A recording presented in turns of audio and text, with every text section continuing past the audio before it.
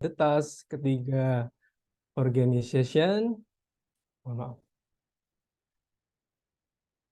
Keempat adalah the environment.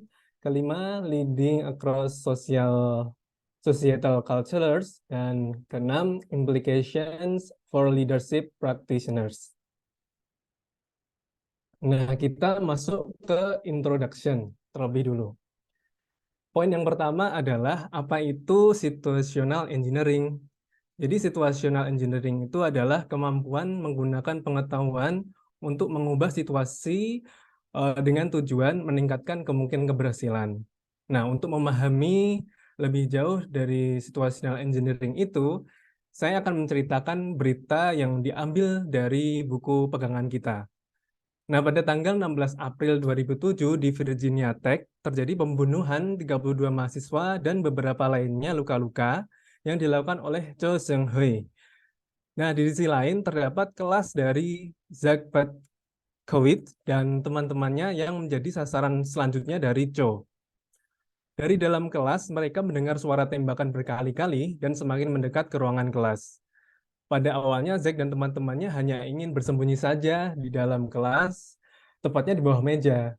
Namun, Zack saat itu berpikir, jika hanya bersembunyi, maka mereka hanya menunggu giliran untuk ditembak oleh Cho. Oleh karena itu, Zack berinisiatif untuk memblokir pintu masuk ruangan dengan meja, dan hal itu diikuti oleh teman-temannya. Alhasil, ketika Cho berusaha masuk ke ruangan mereka, Cho kesulitan membuka pintu dan berlalu dari kelas mereka. Nah, dari hal yang dilakukan oleh Zack dan teman-temannya itu merupakan contoh dari situational engineering. Untuk poin selanjutnya adalah pentingnya situasi dalam proses kepemimpinan tidak boleh diabaikan.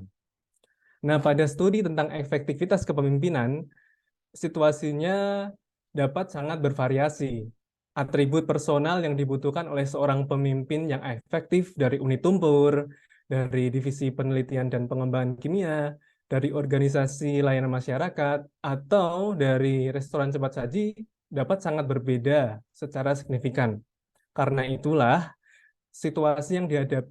karena situasi yang dihadapi pemimpin kelompok tersebut sangat bervariasi, jadi tidak mengherankan bahwa studi tentang karakteristik pemimpin telah menghasilkan hasil yang tidak konsisten ketika melihat efektivitas kepemimpinan itu di seluruh pekerjaan atau situasi. Nah, poin selanjutnya, apa itu Gridman Theory? Nah, Gridman Theory adalah teori yang mengatakan bahwa pemimpin itu dilahirkan. Teori ini populer di kalangan bangsa Barat dikarenakan latar belakang bangsa Eropa adalah bangsawan.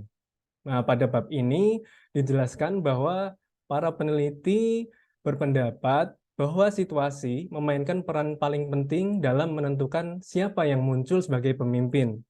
Sebagai dukungan untuk sudut pandang situasional, para peneliti ini mencatat bahwa para pemimpin besar biasanya muncul selama krisis ekonomi, pergolakan sosial, atau revolusi. Pemimpin besar juga umumnya tidak terkait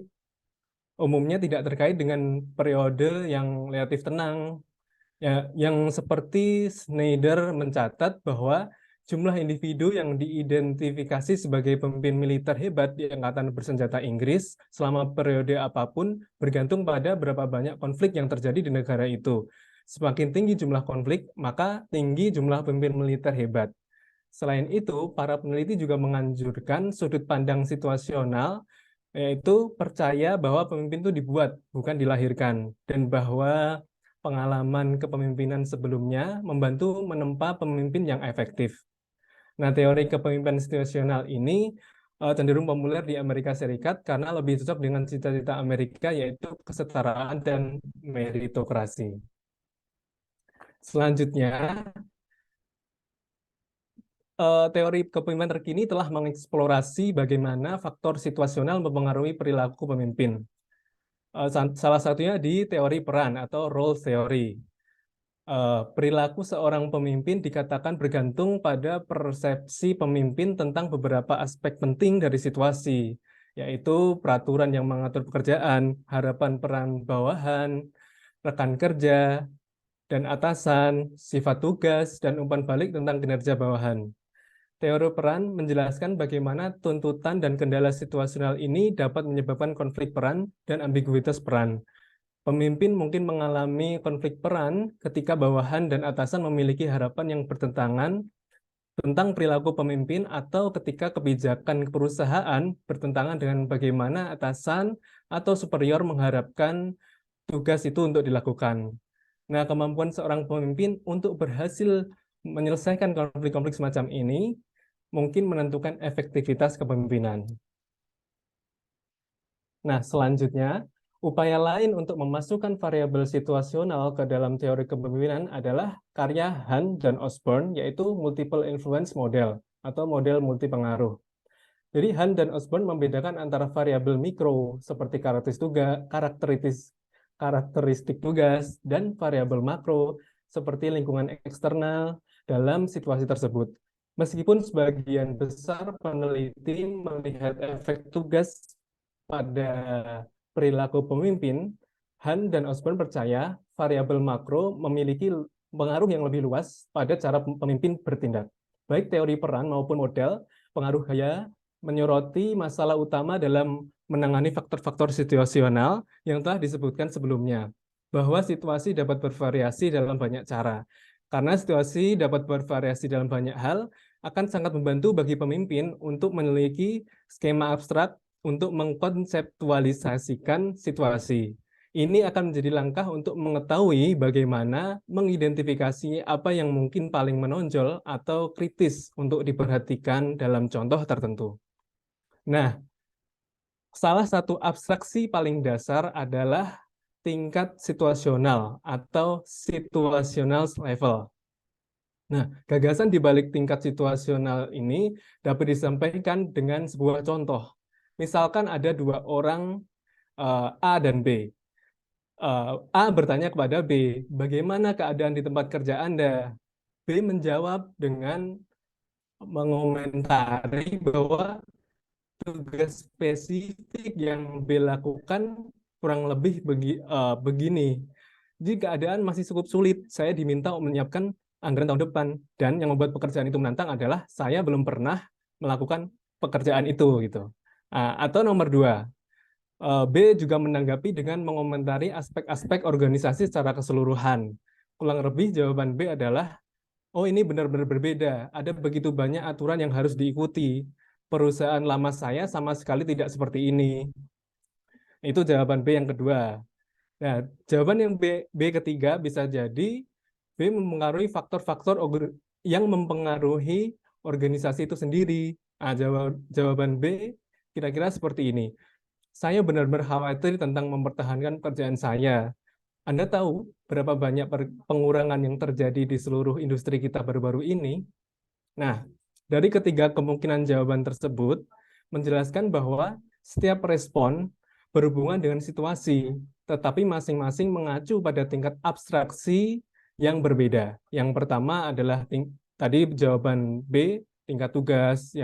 Yang kedua ada di tingkat organisasi, dan yang ketiga ada di tingkat lingkungan. Nah, masing-masing dari ketiga tingkatan ini memberikan perspektif yang berbeda untuk menguji proses kepemimpinan. Nah, bisa dilihat di gambar tersebut. Jadi ada tas, organisasi, dan lingkungan. Nah, kita masuk ke materi sub chapter selanjutnya, yaitu the task atau tugas ya. Jadi bagaimana tugas itu bervariasi dan apa artinya bagi kepemimpinan. Nah, tingkat situasi yang paling mendasar melibatkan tugas-tugas yang harus dilakukan oleh individu atau tim dalam sebuah organisasi. Beberapa cara di mana tugas bervariasi sangat relevan dengan kepemimpinan. Nah, psikolog industri dan organisasi menghabiskan sebagian besar waktunya untuk memahami bagaimana meningkatkan kepuasan dan produktivitas pekerja. Beberapa penelitian ini memiliki relevansi yang besar dengan kepemimpinan, khususnya, nah ini ada 4 nih, yaitu konsep otonomi tugas atau task autonom, umpan balik tugas, task feedback, dan Yang ketiga, struktur tugas, task structure, dan saling ketergantungan tugas, task interdependence. Kita masuk ke task autonomi ya. Jadi, task autonomi itu adalah sejauh mana sejauh mana pekerjaan memberikan seseorang kendali atas apa yang dia lakukan dan bagaimana dia melakukannya.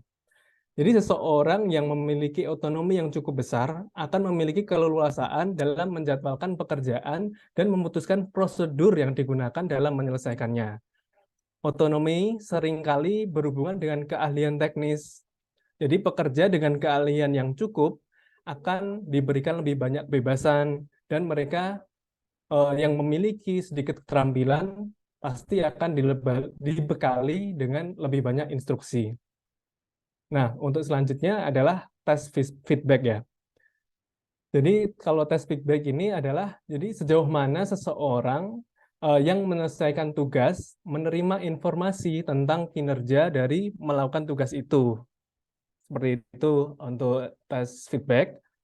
Yang selanjutnya adalah tes task structure, jadi struktur tugas. Nah, cara mudah untuk menjelaskan struktur tugas adalah dengan mengelompokkannya menjadi dua tugas terstruktur dan tugas tidak terstruktur.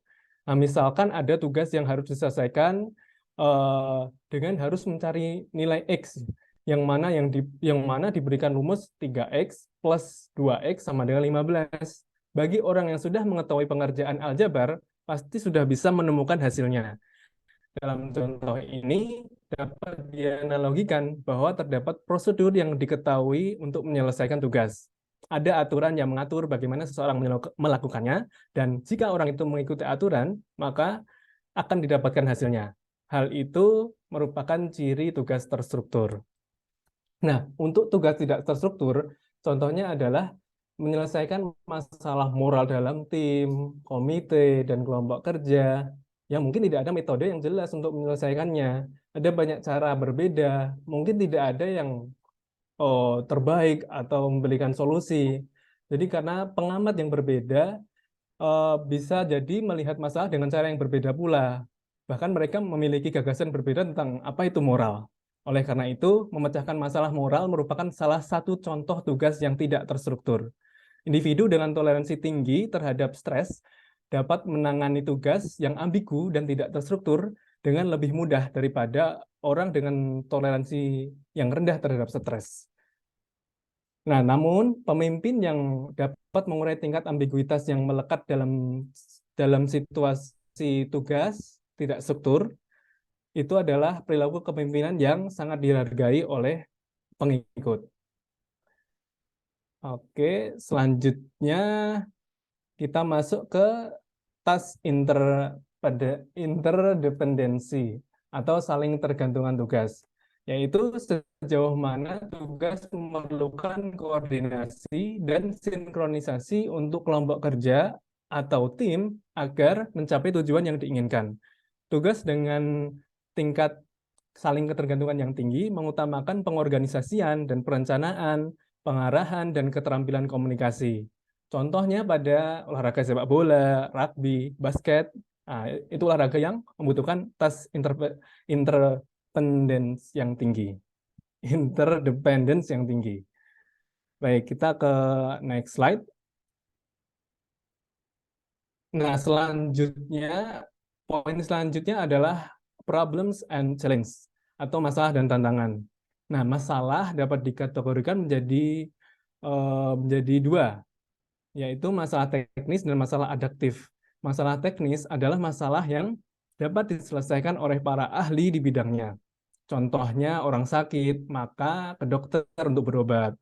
Lalu mesin mobil yang rusak bisa diperbaiki oleh mekanik bengkel atau mekanik bengkel mobil. Lalu masalah adaptif adalah masalah yang tidak dapat diselesaikan dengan menggunakan sumber daya dan cara berpikir yang ada pada saat ini. Masalah adaptif hanya dapat diselesaikan dengan mengubah sistem itu sendiri. Nah, di tempat kerja misalnya, masalah paling penting dalam mengatasi masalah teknis adalah memastikan follower itu diampu oleh seseorang yang berwenang untuk mengelola solusi. Namun, menurut Hayes, Sebagian besar masalah sosial ternyata bersifat adaptif. Maka dari itu, perubahan organisasi yang signifikan merupakan tantangan adaptif. Bahkan tantangan kepemimpinan yang tampaknya sederhana di tempat kerja, contohnya membuat orang lain itu menanggapi lebih serius beberapa feedback yang bersifat konstruktif atau membangun, sebenarnya hal ini itu lebih tepat disebut tantangan adaptif ya daripada tantangan teknis. Nah, kami berikan contoh tentang ada pasien yang sakit, lalu dibawa berobat ke dokter. Dokter memberikan resep untuk meminum obat. Dokter telah memberikan solusi tentang masalah teknis.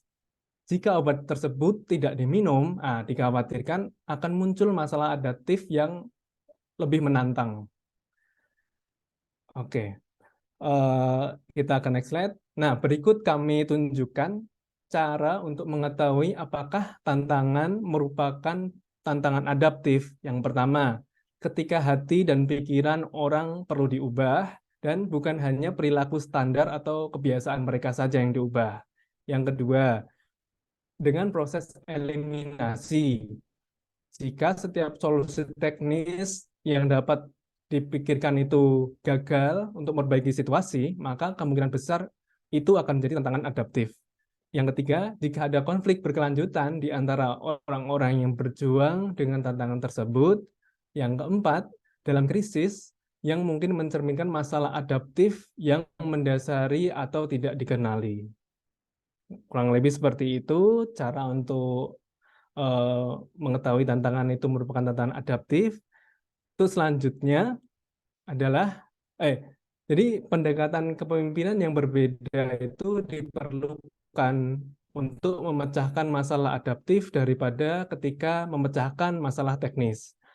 Hal itu karena masalah adaptif melibatkan nilai-nilai dari seseorang, bukan hanya milik pemimpin. Inilah yang Hafez sebut kepemimpinan adaptif. Pentingnya perbedaan antara masalah adaptif dan teknis akan menjadi lebih jelas seperti yang akan kita lihat pada bab ini di tingkat organisasi dan lingkungan dari situasi tersebut. Baik, kita masuk ke the organization. The organization itu berarti yang ketiga ya, subchapter yang ketiga. Nah, organisasi berubah dari era industri ke era informasi. Kaplan dan Norton telah menggambarkan asumsi-asumsi yang mendasari perubahan era informasi dan membandingkannya dengan pendahulunya di era industri. Mereka menggambarkan perubahan dalam cara perusahaan beroperasi sebagaimana berikut. Jadi ada 6. Yang pertama cross function. Jadi organisasi era industri memperoleh keunggulan kompetitif melalui spesialisasi keterampilan fungsional, contohnya seperti bidang manufaktur. Spesialisasi ini menghasilkan manfaat besar, tetapi seiring waktu juga menyebabkan inefisiensi yang sangat besar dan respon yang lambat. Sedangkan organisasi era informasi beroperasi dengan proses bisnis yang terintegrasi yang melintasi fungsi bisnis tradisional. Oke, selanjutnya adalah links to customers and suppliers.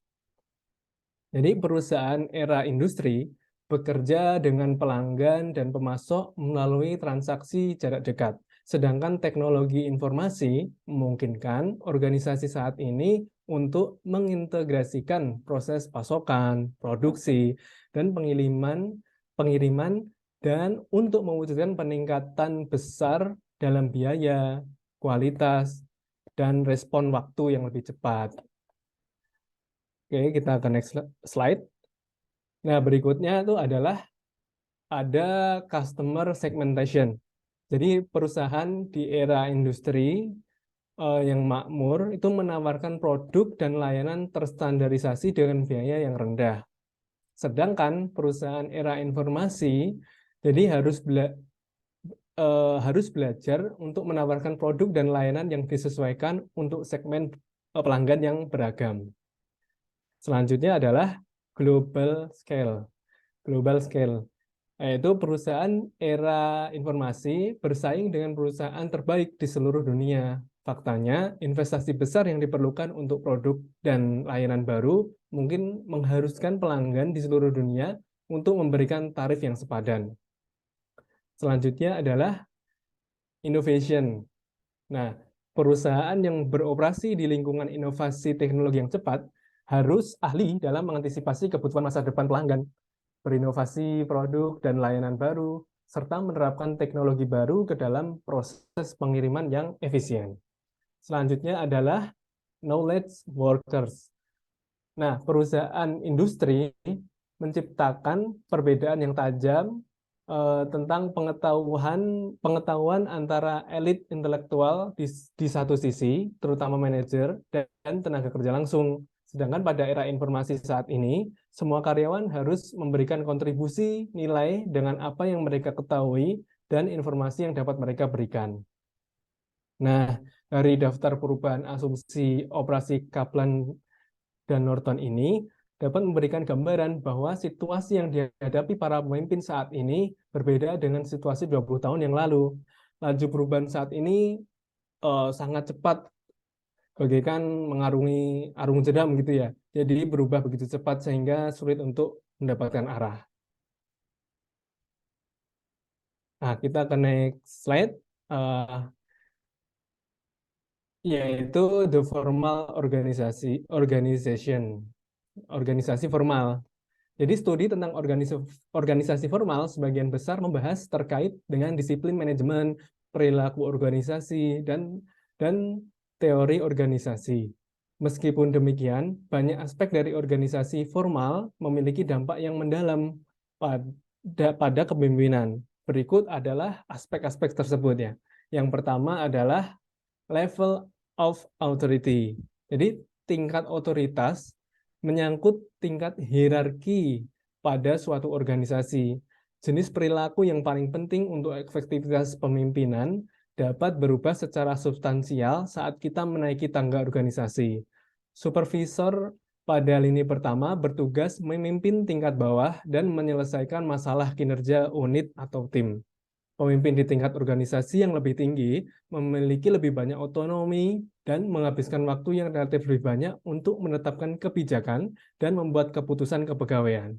Selain itu, para pemimpin di tingkat organisasi yang lebih tinggi sering melakukan berbagai kegiatan yang lebih besar dan lebih cenderung menggunakan partisipasi dan delegasi.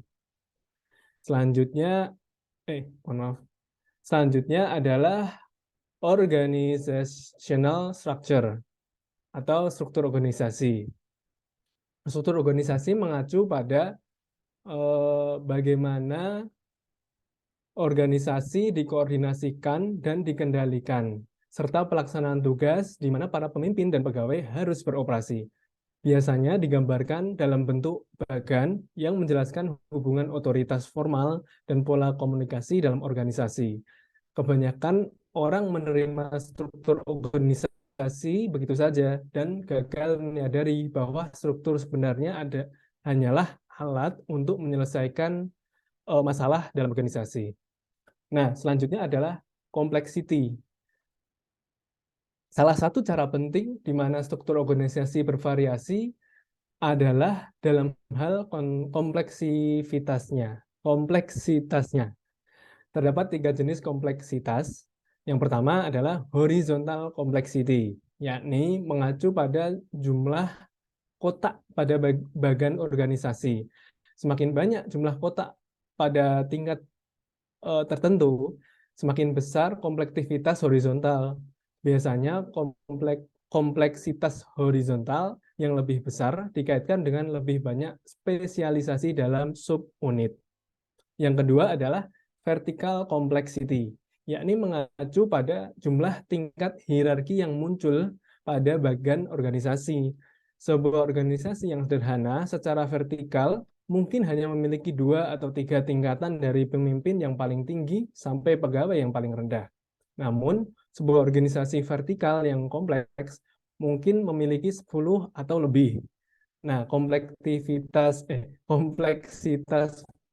vertikal dapat mempengaruhi kepemimpinan melalui faktor-faktor lain seperti dinamika otoritas dan jaringan komunikasi. Untuk yang ketiga adalah spatial complexity, yakni mengacu pada penyebaran geografis spasial ya. Jadi organisasi yang semua pegawainya berada di satu lokasi yang sama, biasanya kurang kompleks secara spasial dibandingkan organisasi yang tersebar di seluruh dunia. Ya, dia ada di negara-negara yang lain. Sehingga kompleksitas spasial membuat para pemimpin lebih sulit untuk melakukan komunikasi tatap muka dengan bawahan di lokasi yang terpisah secara geografis atau secara pribadi hendak memberikan penghargaan maupun motivasi kerja. Nah, umumnya ketiga elemen ini merupakan fungsi dari ukuran organisasi.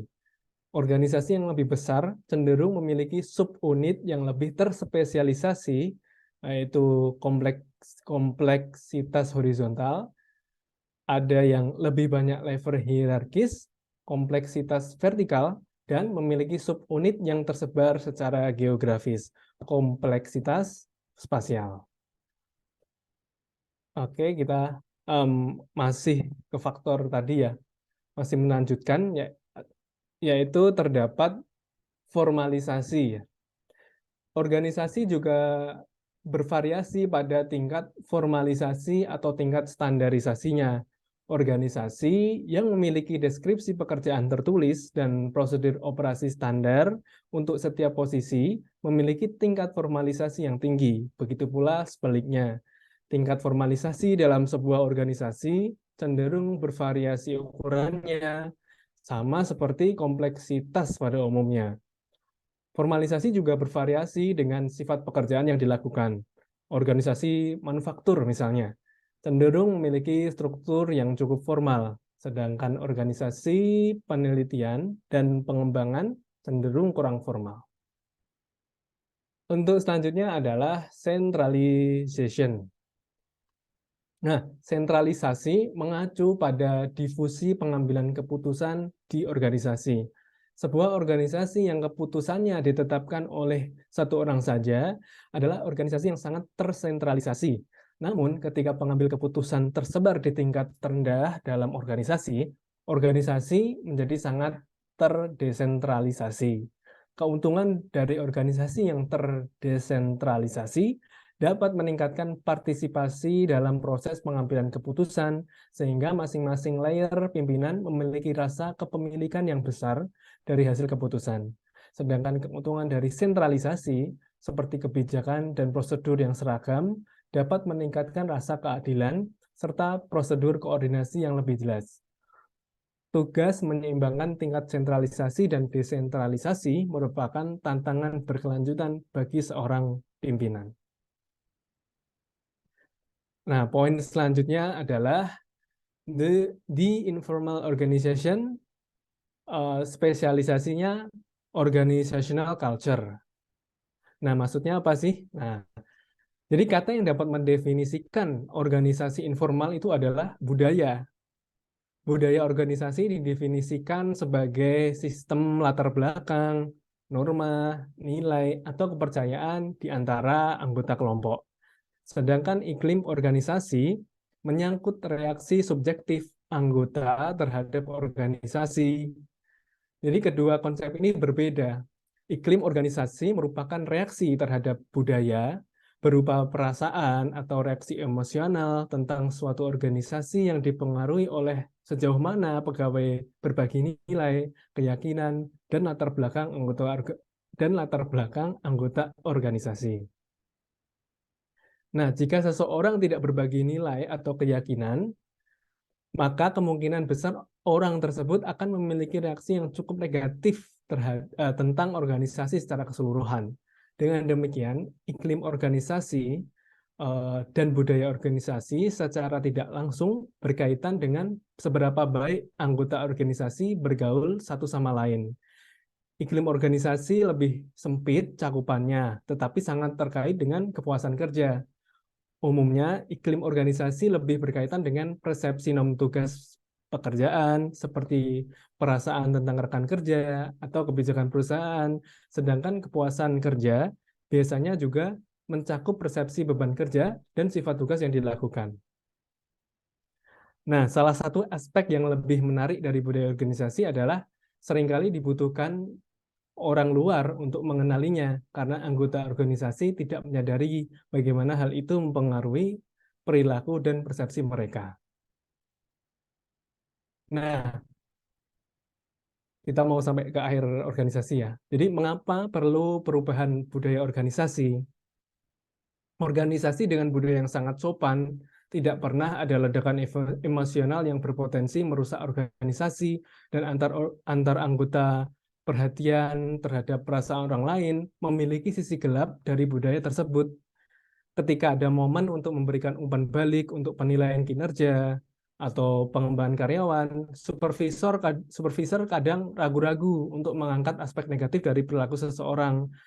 Jadi mereka menafsirkannya sebagai perilaku tidak sopan, sehingga organisasi terus dibingungkan oleh perilaku karyawan yang cenderung tidak membaik. Maka organisasilah yang menjadi korban dari budayanya sendiri. Untuk mengubah budaya organisasi, tentu saja membutuhkan waktu dan usaha yang sangat sulit. Hal ini terutama berlaku dalam organisasi yang sangat besar, atau mereka yang memiliki budaya yang kuat. Sedangkan organisasi baru yang tidak memiliki tradisi atau kebiasaan, mungkin lebih mudah bagi pimpinannya untuk mengubah budaya dalam organisasi.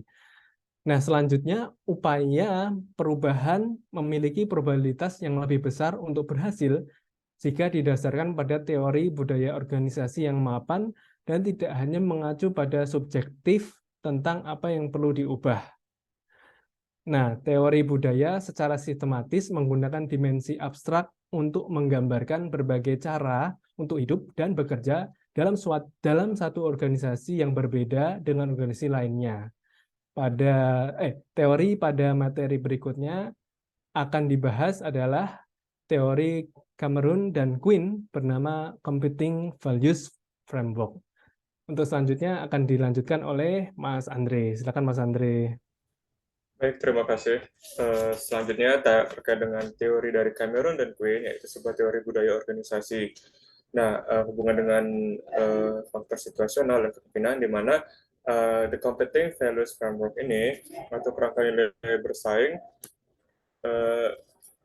ini namanya ini berasal dari fakta bahwa nilai-nilai yang digambarkan pada ujung yang berlawanan dari setiap sumbu secara inheren dalam fokus satu sama lain. Arti-artinya ini mewakili asumsi yang bersaing tentang keadaan yang diinginkan dalam organisasi. Nah, nilai inti di salah satu ujung setiap sumbu atau kontinum berlawanan dengan nilai inti di ujung yang berlawanan.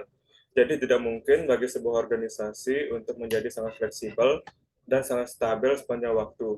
Budaya organisasi mewakili keseimbangan atau trade-off antara nilai-nilai yang bersaing yang cenderung bekerja pada organisasi itu di dalam lingkungan persaingan tertentu. Nah, di sini kalau dari gambar ini, di mana organisasi menekankan stabilitas dan kendali, dan juga memusatkan perhatian mereka ke dalam hal ini pada bagaimana orang-orang dalam organisasi berinteraksi satu sama lain, apakah prosedur operasi internal diikuti, dan sebagainya, ini memiliki budaya hierarki. Nah, organisasi dengan budaya hierarki cenderung memiliki aturan dan prosedur yang diformalkan. Mereka cenderung menjadi tempat kerja yang sangat terstruktur. Nah, organisasi yang seperti budaya hierarki menekankan stabilitas dan kendali atau kontrol, tetapi memusatkan perhatian mereka terutama pada lingkungan eksternal. Dalam hal ini di luar organisasi itu sendiri. Ini disebut dengan budaya pasar atau market. Nah, organisasi yang menekankan pada fleksibilitas dan keleluasan tingkat tinggi, dan yang juga berfokus terutama ke dalam daripada keluar, dikenal sebagai budaya klan. Karena dalam banyak hal mereka dapat dianggap sebagai keluarga besar.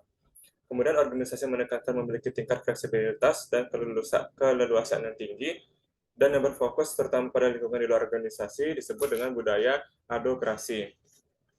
Nah, dalam banyak hal, budaya adokrasi mewakili adaptasi transisi dari era industri ke era informasi, di mana bentuk budaya organisasi ini paling responsif terhadap kondisi yang bergejolak dan berubah dengan cepat di zaman sekarang. Pada kenyataannya, keempat budaya ini mewakili bentuk-bentuk yang diidealkan. Tidak ada organisasi yang nyata yang mungkin ada yang budayanya dapat sepenuhnya dijelaskan hanya oleh satu kuadran. Dan kompleksitas dan kebutuhan organisasi dan kelangsungan hidup pasti mengharuskan semua budaya memasukkan unsur-unsur dari keempat budaya. Dalam hal ini, semua budaya memberi nilai pada semua nilai yang bersaing. Apa yang membedakan satu budaya dari yang lain, kemudian adalah dominan relatif dari satu jenis budaya dan di budaya yang lain. Nah, kalau dari aspek kepemimpinan, kepemimpinan dalam budaya hierarki misalnya menekankan pengelolaan informasi secara hati-hati, memantau aspek operasi yang terperinci, dan memastikan keandalan dan keandalan operasional.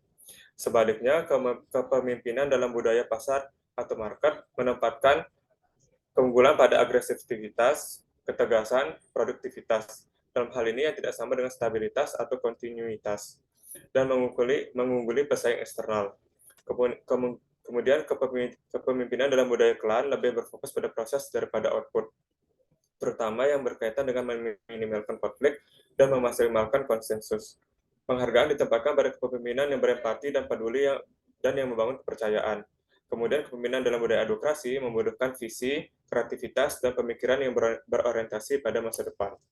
Selanjutnya, next slide, please.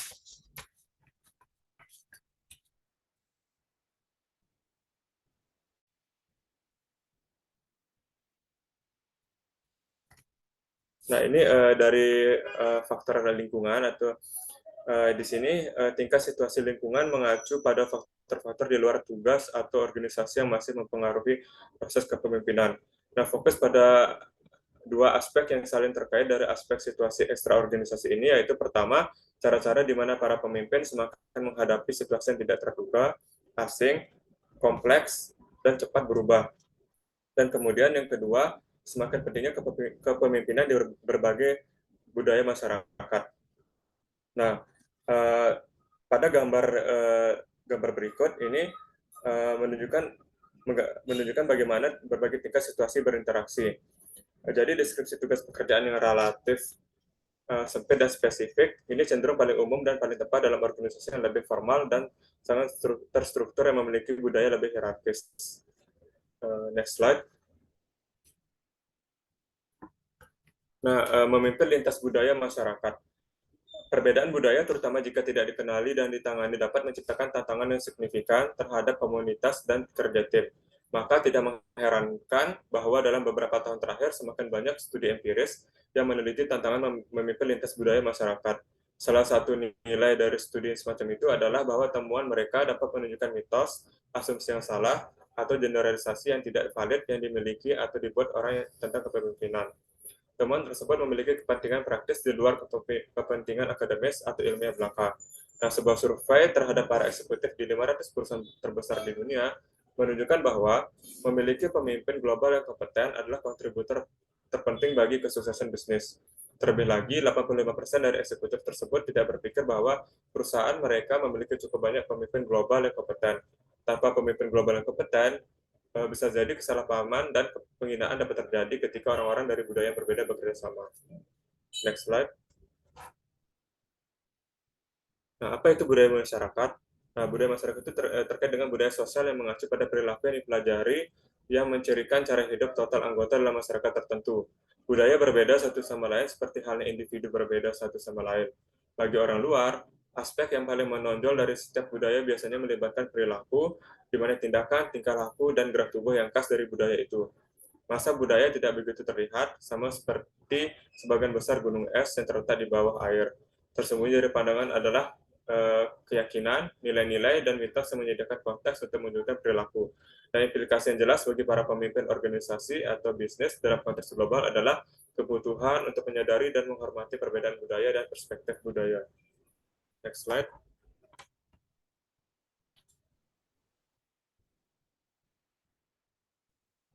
Nah, selanjutnya terkait dengan materi studi GLOBE.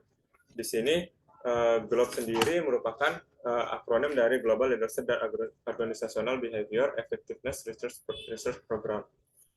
Nah, ini adalah studi paling komprehensif tentang kepemimpinan dan budaya yang pernah dicoba. Melibatkan data yang dikumpulkan lebih dari 17.000 manajer yang mewakili 950 perusahaan di 62 negara.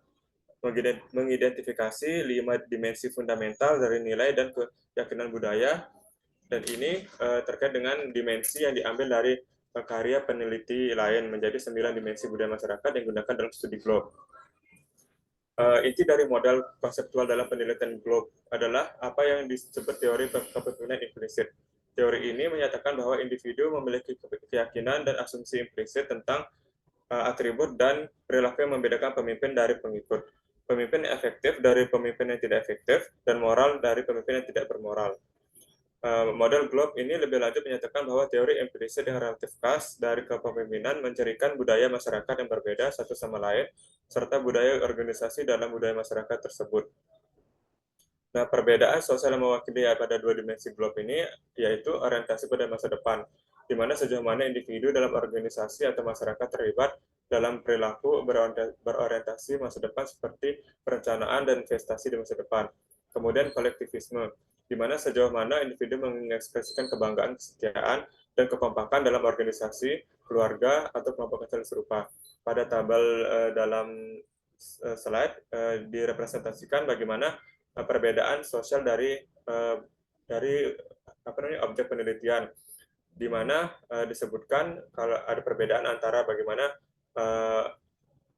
sosialitas yang tinggi dari kolektivisme ini mengacu pada apa, kemudian individualisme yang tinggi mengacu pada apa, kemudian bagaimana orientasi masa depan yang tinggi ini mengacu pada sebagaimana organisasi yang diteliti, kemudian bagaimana terkait dengan apabila organisasi itu memiliki orientasi masa depan yang kehidupan sosialnya lebih rendah mengacu pada apa, sebagaimana pada slide terlampir.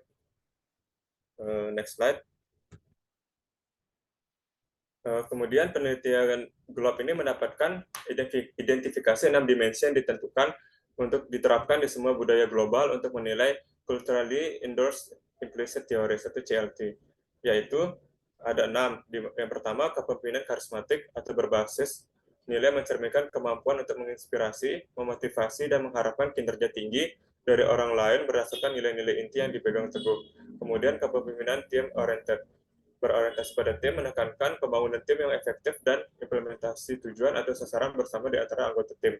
Kemudian kepemimpinan partisipatif, mencerminkan sejauh mana manajer melibatkan orang lain dalam membuat dan mengimplementasikan keputusan. Kepemimpinan yang human oriented, mencerminkan kepemimpinan yang suportif dan penuh perhatian serta kasih sayang dan kemurahan hati.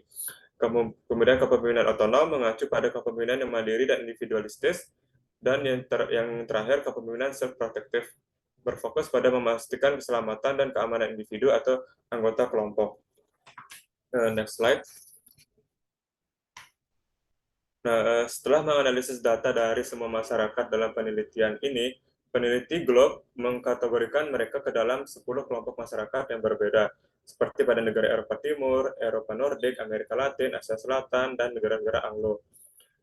Temuan ini memperbaiki dan meredam kekhasan CLT sosial yang dicontohkan pada tabel terlampir, di mana penelitian meredam kesan yang mungkin kita dapatkan bahwa masyarakat yang berbeda memiliki gagasan yang sama sekali berbeda tentang apa yang merupakan kepemimpinan yang baik dan buruk pada budaya mereka, dengan menunjukkan bahwa ada konsensus lintas budaya tentang sejumlah atribut kepemimpinan yang diinginkan, serta konsensus tentang apa yang dianggap sebagai sifat kepemimpinan yang diterapkan secara universal.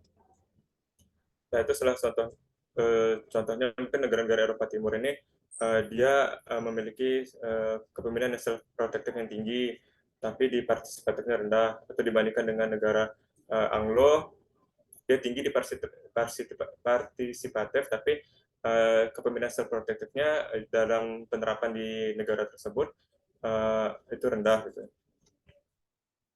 Next slide. Nah, kemudian peneliti Globe ini mengidentifikasi ada 22 atribut spesifik dan perilaku yang dilihat secara universal lintas budaya sebagai kontribusi terhadap efektivitas kepemimpinan. Selain itu, proyek mengidentifikasi 8 karakteristik secara universal dipandang sebagai penghalang efektivitas pemimpin, dan peneliti Globe mengidentifikasi ada 35 karakteristik pemimpin yang dipandang positif di beberapa budaya tetapi negatif di budaya lain, sebagaimana ditampilkan pada layar. Di mana mungkin kalau dari beberapa negara itu ada yang mengadopsi, ada yang apa karakteristik atribut itu dia lebih unggul ketimbang dari negara lain. Ada yang positif diakui oleh negara tersebut, kemudian ada yang negatif. Kemudian ada yang diakui oleh sebagian besar negara, seperti kepemimpinan ambisius, kemudian kepemimpinan yang jujur, itu yang logikal, dan kawan-kawannya. Selanjutnya, next slide. Nah, implikasi bagi praktisi kepemimpinan, di mana perspektif dan temuan yang disajikan dalam bab kali ini memiliki implikasi yang signifikan bagi praktisi kepemimpinan. Mungkin yang paling penting, praktisi kepemimpinan harus menghadapi berbagai tantangan terhadap sistem etika, nilai atau sikap mereka sendiri selama karir mereka. Selain itu, nilai sering menjadi sumber konflik interpersonal. Meskipun terkadang kita mengatakan dua orang tidak akur karena konflik kepribadian, seringkali konflik ini disebabkan oleh perbedaan sistem nilai, bukan sifat kepribadian. Baik pemimpin maupun pengikut mungkin disarankan untuk meminimalkan konflik dan ketegangan yang sering dikaitkan dengan perbedaan nilai. Para pemimpin khususnya memiliki tanggung jawab untuk tidak membiarkan nilai-nilai pribadi mereka mengganggu hubungan bawahan dan pemimpin yang secara profesional, kecuali konflik dari mereka itu berkaitan dengan isu-isu yang secara jelas relevan dapat mengganggu pekerjaan atau organisasi. Next slide, materi terkait dengan bab 13 akan disampaikan oleh Mbak Maudi dan Yudi. Silakan. Terima kasih Mas Andre. Izin lanjutkan Pak Imam dan rekan-rekan semua, kita akan masuk ke chapter 13, yaitu Contingency Theory of Leadership. Mungkin udah nggak jarang lagi ya dengan teori kontingensi ini, dimana sebenarnya pada intinya teori kontingensi ini adalah sebuah teori kepemimpinan yang mendalilkan bahwa gaya kepemimpinan yang sukses atau yang paling baik itu ditentukan oleh determinan yang bersifat situasional. Nah, pada bab 13 ini kami akan mencoba menjelaskan beberapa model dari teori kontingensi. Boleh dibantu next slide? Nah, model yang pertama itu adalah Leader Member Exchange Theory atau teori pertukaran pemimpin anggota, di mana teori ini memusatkan perhatian pada hubungan khusus antara pemimpin dan anggota atau bawahan di dalam suatu organisasi. Teori ini menjelaskan bahwa sikap dan perilaku pemimpin terhadap setiap anggota tim itu tidaklah konsisten atau sama. Nah, di dalam teori ini, bawahan atau anggota dikategorikan menjadi dua jenis atau dua kelompok. Yang pertama adalah kategori in-group. Seorang atasan akan yakin bahwa bawahannya termasuk ke dalam kategori in-group apabila atasan tersebut lebih mempercayakan penyelesaian tugas kepada mereka dan berinteraksi lebih sering atau lebih banyak dengan mereka apabila ada suatu berita atau kejadian yang penting. Seorang atasan melihat bawahannya yang berada di dalam kategori in-group ini sebagai seseorang yang dapat dibilang kompeten, dapat dipercaya, serta mampu melakukan pekerjaan melampaui apa yang diharapkan oleh seorang atasan. Hubungan timbal balik yang terjadi antara atasan dan bawahan pada kategori in-group ini diklasifikasikan dalam kategori hubungan yang memiliki kualitas baik atau high quality exchange. Nah, biasanya orang-orang yang masuk dalam kategori in-group itu bisa kita bilang mungkin tangan kanannya atasan ya, karena mereka lebih dipercaya dan biasanya mendapatkan perhatian dalam porsi yang lebih besar atau mendapatkan hak-hak khusus dari atasan. Lalu kelompok yang kedua adalah kelompok bawahan yang masuk dalam kategori outgroup. Seorang atasan melihat bahwa perilaku bawahannya yang berada pada kategori outgroup ini bekerja hanya berdasarkan apa yang tercantum dalam deskripsi pekerjaannya saja dan tidak ada atau tidak melakukan suatu usaha lebih di luar dari deskripsi pekerjaannya. Bawahan pada kategori outgroup ini biasanya dikatakan atau dijelaskan sebagai hard hands, yaitu julukan yang digunakan untuk menggambarkan individu pada kategori outgroup. Nah, kategori outgroup ini diklasifikasikan dalam kategori hubungan yang memiliki kualitas rendah atau low quality exchange. Boleh next slide? Okay. Menurut Grant dan Cashman, ada 3 tahap dalam proses Leader Member Exchange atau LMX. Yang pertama itu adalah tahap role taking. Nah, di tahap role taking ini, pemimpin akan memulai dengan memberikan tugas, lalu mengevaluasi perilaku ataupun kompetensi bawahannya, lalu membuat suatu keputusan berdasarkan reaksi dan potensi yang ditujukan oleh para bawahan yang diberikan tugas tadi. Lalu tahapan yang kedua adalah role making, di mana ini adalah suatu proses pengembangan secara kontinu yang selanjutnya membuat suatu hubungan timbal balik itu akan tercapai. Nah, di sini aspek kepercayaan itu menjadi sebuah perilaku kunci. Nah, disinilah peran dan tugas dari masing-masing bawahan akan dipilah oleh pemimpin. Pemimpin mungkin memilih beberapa bawahan yang dengan orang-orang tersebut si pemimpin akan mengembangkan hubungannya.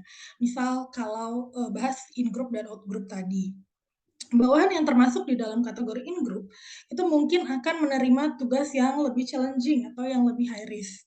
Namun konsekuensinya mereka juga akan diberikan kesempatan paling besar atau kesempatan yang paling luas dalam pengembangan karir dan kompetensinya oleh atasan. Nah, kebalikannya, bawahan yang termasuk dalam kategori out group mungkin diberikan tugas yang unchallenging atau yang low risk, di mana konsekuensinya bawahan tersebut jadinya hanya memiliki sedikit kesempatan untuk mengembangkan karir ataupun kompetensinya. Nah, pada tahapan ini, pertukaran atau exchange antara kedua belah pihak itu akan lebih bersifat sosial dibanding economical. Pada tahap ini juga pemimpin dan bawahan akan bersedia melampaui kontrak kerja formal, karena pada tahap ini rasa percaya, hormat, dan rasa terima kasih itu berkembang satu sama lain. Nah, contohnya seperti relasi in group dan pimpinan tadi. Saat bawahan melakukan tugas mereka, pemimpin pasti akan menawarkan sumber-sumber daya, misalkan seperti dukungan, otonomi, dan tugas kerja yang lebih menantang. Lalu tahapan yang ketiga adalah routinization. Pada tahap ini, pertukaran atau exchange yang terjadi antara atasan dan bawahan dipertahankan selama periode waktu tertentu melalui kerjasama pada tugas yang berbeda. Namun, karena adanya sumber daya yang terbatas yang dimiliki oleh pemimpin, mereka mengembangkan dan mempertahankan pertukaran berkualitas tinggi hanya dengan beberapa bawahan yang terpilih saja.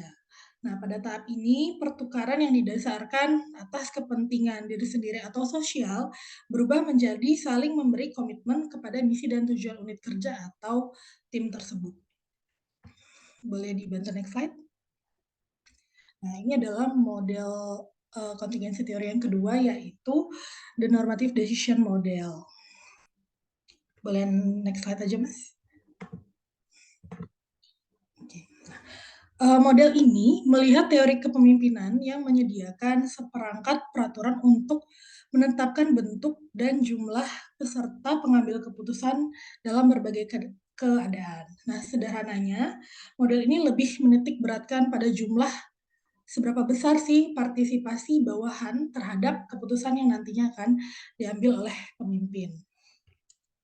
Pada dasarnya, teori ini mengatakan bahwa keputusan yang dibuat oleh pimpinan itu dipengaruhi oleh 3 faktor utama, yaitu kualitas, potensi kolaborasi, dan jumlah waktu yang tersedia. Yang pertama ini adalah kualitas. Kualitas itu adalah faktor ini berkaitan dengan kualitas keputusan dan betapa pentingnya membuat pilihan yang terbaik. Hal ini juga akan menjadi pertimbangan konsekuensi di masa depan dari keputusan tersebut. Jadi semakin tinggi kualitas keputusan, maka kemungkinan akan semakin banyak waktu dan anggota tim yang harus dilibatkan dalam proses pengambilan keputusan. Lalu faktor yang kedua adalah kolaborasi.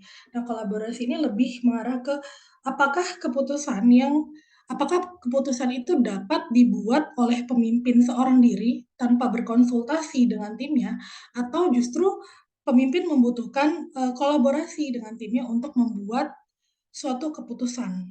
Nah, terkadang menambahkan anggota tim ke dalam proses pengambilan keputusan itu sangat diperlukan untuk meningkatkan kualitas output serta waktu yang dibutuhkan untuk mengambil sebuah keputusan. Lalu faktor yang ketiga adalah waktu. Nah, di sini lebih ke berapa batas atau berapa lama sih waktu yang diperlukan untuk mengambil keputusan. Semakin banyak waktu yang tersedia untuk pemimpin, maka keputusan dengan kualitas yang lebih baik itu dapat dicapai dan lebih banyak hal yang dapat dikonsultasikan atau berkolaborasi bersama para anggota atau bawahannya. Boleh next slide? Oke. Nah, salah satu tugas utama dari seorang pemimpin itu adalah membuat keputusan. Karena keputusan yang dibuat oleh para pemimpin seringkali memiliki dampak yang besar kepada para bawahan, maka jelas bahwa komponen utama dari efektivitas pemimpin adalah kemampuan mengambil keputusan yang nantinya akan sangat menentukan keberhasilannya dalam melaksanakan tugas. Nah, dalam mengambil keputusan ini, penting untuk mengetahui bagaimana cara pemimpin itu memperlakukan bawahannya atau anggotanya. Atau dengan kata lain, seberapa jauh para bawahannya itu akan diajak berpartisipasi di dalam pengambilan keputusan. Sebagaimana yang telah kita pahami bahwa partisipasi bawahan atau kesempatan yang diberikan kepada bawahan atau anggota dalam pengambilan keputusan itu ternyata dapat meningkatkan kepuasan kerja, mengurangi stres, serta meningkatkan produktivitas dari bawahan tersebut. Nah, ketika seorang pemimpin diminta untuk membuat sebuah keputusan, hal itu terjadi berdasarkan salah satu dari 5 model tindakan yang akan kita identifikasi di bawah ini.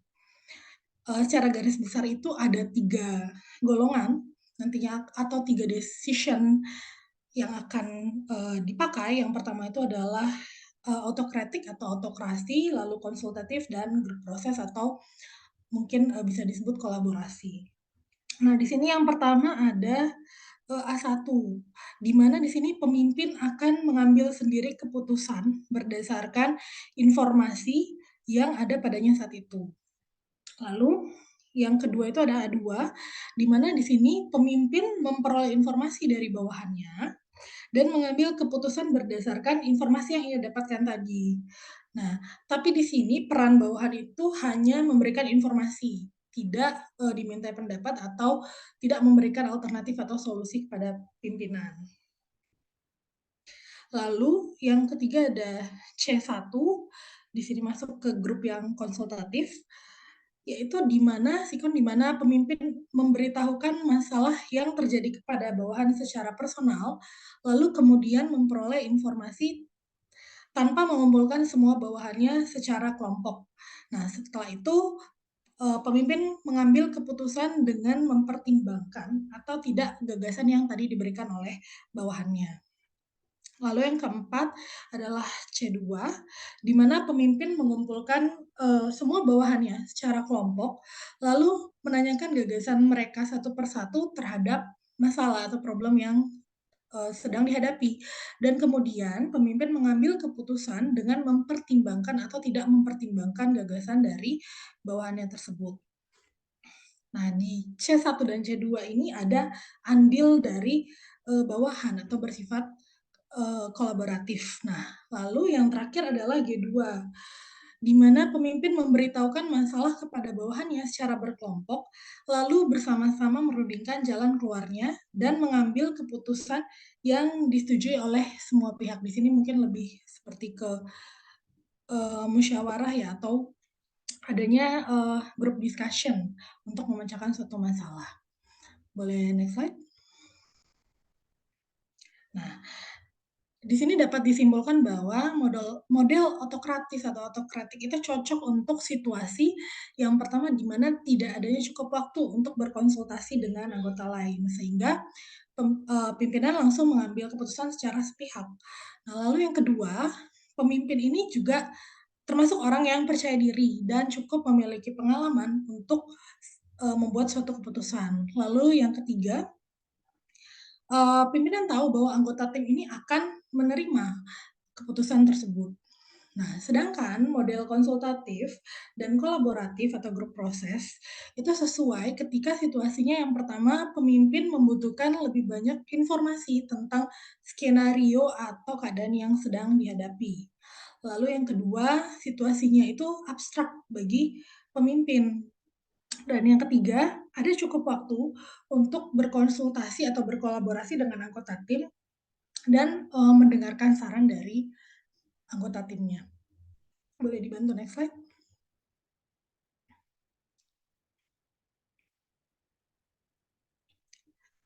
Boleh dibantu next slide, Mas?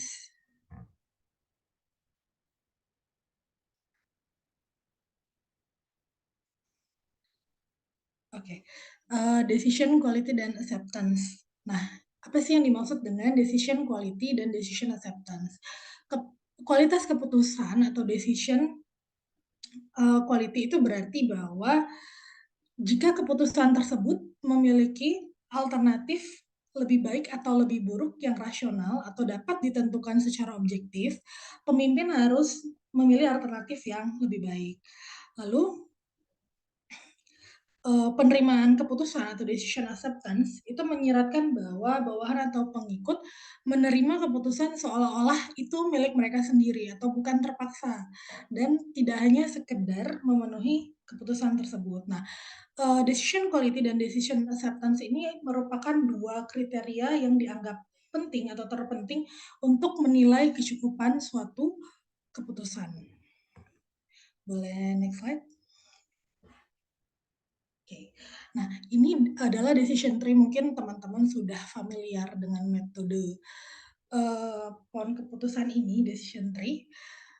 Yang membedakan adalah nanti di decision tree ini adanya pertanyaan-pertanyaan. Jadi setelah menetapkan kualitas dan penerimaan sebagai dua kriteria utama untuk mencapai keputusan yang efektif, di sini Fromm dan Newton kemudian mengembangkan normative decision model, di mana sebuah model normatif itu kan berarti didasarkan pada apa yang seharusnya terjadi dibandingkan apa yang terjadi. Nah, di sini Fromm dan Newton juga mengembangkan seperangkat pertanyaan-pertanyaan untuk ibaratnya melindungi atau menjaga kualitas dan penerimaan keputusan dengan menghilangkan proses keputusan yang dianggap salah atau tidak layak. Nah, umumnya pertanyaan-pertanyaan ini menyangkut problem yang dihadapi, lalu jumlah informasi yang dimiliki oleh pemimpin dan bawahan, serta berbagai faktor situasional. Nah, untuk memudahkan seorang pemimpin menentukan berapa besar partisipasi bawahan yang diperlukan untuk mengoptimalkan kualitas dan penerimaan keputusan, di sini Fromm dan Newton memasukkan pertanyaan-pertanyaan ke dalam sebuah pohon keputusan atau decision tree. Nah, kalau di buku mungkin decision tree-nya horizontal, ini kebetulan yang di slide itu bentuknya vertikal dari atas ke bawah. Nah, untuk menggunakan pohon keputusan, itu pertama kita mulai dari atas, dari adanya sebuah pernyataan masalah yang kemudian nantinya dilanjutkan dengan pertanyaan-pertanyaan dalam kotak yang sebelah kiri. Ada Q1 sampai dengan Q7. Nah, setiap kali sebuah kotak ditemui, pertanyaan yang terkait dengan kotak itu harus dijawab dengan jawaban ya atau tidak. Nah, akhirnya nanti semua jalan itu akan mengarah ke suatu decision process yang jika digunakan akan mengarah pada suatu keputusan yang optimal, yang memenuhi decision quality dan decision acceptance. Boleh next slide? Nah, berikut ini adalah penerapan dari normative decision model jika kita melihatnya dari kerangka leader follower situation atau LFS framework. Nah, ada beberapa hal yang menjadi isu atau poin penting terkait dari LFS framework ini. Yang pertama adalah timbulnya pertanyaan, apakah saya memiliki informasi yang cukup untuk membuat keputusan berkualitas tinggi ditempatkan pada lingkaran yang leader yang di atas. Nah, sedangkan tidak ada pemimpin yang dapat menjawab pertanyaan ini tanpa mengetahui situasinya atau problem yang terjadi. Nah, oleh karena itu di sini ada perdebatan. apakah mungkin pertanyaan ini seharusnya justru ditempatkan di irisan antara lingkaran leader dengan lingkaran yang situasi. Itu adalah isu pertama. Lalu isu keduanya adalah tidak ada pertanyaan tentang kepribadian, motivasi, nilai, atau sikap pemimpin. Di sini kita melihat dari perspektif followers atau bawahan. Ibaratnya kita ini hanya bisa jadinya berpositive thinking bahwa seorang pemimpin itu hanya tertarik untuk menerapkan keputusan yang berkualitas tinggi yang dapat diterima oleh pengikut atau bawahan. Di mana di sini adanya juga pertimbangan bahwa acceptance itu sangat dibutuhkan untuk nantinya lanjut ke tahap implementasi dari keputusan tersebut. Nah, lalu isu yang ketiga yang mungkin sebenarnya bukan isu tapi merupakan sebuah advantage dalam penggunaan LFS framework ini adalah bahwa kerangka kerja LFS ini mengatur konsep dalam struktur konseptual yang sudah dikenal, di mana nantinya itu dapat digunakan dalam pertimbangan pada teori-teori yang lebih kompleks. Nah, lalu kalau kita lihat dalam LFS framework ini juga dijelaskan adanya suatu outcomes tambahan selain daripada decision quality dan acceptance yang tadi sudah kita bahas sebelumnya. Pada kerangka LFS ini kalau kita lihat itu juga dibahas mengenai apakah waktu adalah sesuatu yang kritikal. Karena ternyata banyak sedikitnya waktu yang tersedia dalam pengambilan keputusan itu juga menentukan perkembangan bawahan atau kalau dalam bagan di slide itu disebut subordinates. Jadi jika waktu bukanlah merupakan suatu hal yang kritikal, maka baiknya pemimpin itu memberikan waktu dan ruang bagi bawahannya untuk berpartisipasi dalam pengambilan keputusan, yang mana nantinya hal itu akan berguna untuk mengasah kemampuan bawahan atau subordinates dalam decision making. Namun, kalau keadaan yang terjadi sebaliknya ketika waktu itu merupakan hal yang kritikal atau situasinya adalah emergensi atau, butuh keputusan secara cepat, maka, ada baiknya keputusan itu langsung ditentukan oleh pemimpin tanpa melakukan, group discussion ataupun kolaborasi. Jadi secara autokrasi. Boleh dibantu next slide? Nah, kita masuk ke model yang ketiga dari kontingensi teori, yaitu situational leadership model. Nah, inti dari teori kepemimpinan situasional ini adalah bahwa gaya kepemimpinan seorang pemimpin itu akan berbeda-beda, tergantung dari tingkat kesiapan para pengikutnya. Nah, kesiapan pengikut ini mengacu pada kemampuan dan kemauan pengikut untuk menyelesaikan suatu tugas tertentu. Jadi, kesiapan pengikut itu bukanlah penilaian seperti kepribadian, sifat, nilai, usia, atau sebagainya gitu, melainkan seberapa siap seseorang individu itu untuk melakukan tugas tertentu. Nah, seorang pengikut ini pun bisa berbeda-beda ya kesiapannya. Jadi seorang pengikut itu bisa memiliki kesiapan yang rendah untuk melakukan tugas A nih misalnya, tetapi justru dia ini memiliki kesiapan yang tinggi untuk melakukan tugas lain, misalkan, tugas B gitu. Nah, pada model kepemimpinan situasional ini membedakan 4 gaya pemimpin. Ya ini ada S1, S2, S3, dan S4 yang didasarkan pada perilaku arahan atau directive behavior dan perilaku dukungan atau supportive behavior. Sedangkan situasinya itu ditentukan oleh tingkat kesiapan atau readiness level anggota tim, ya ini R1 sampai dengan R4. Nah, kita boleh next slide.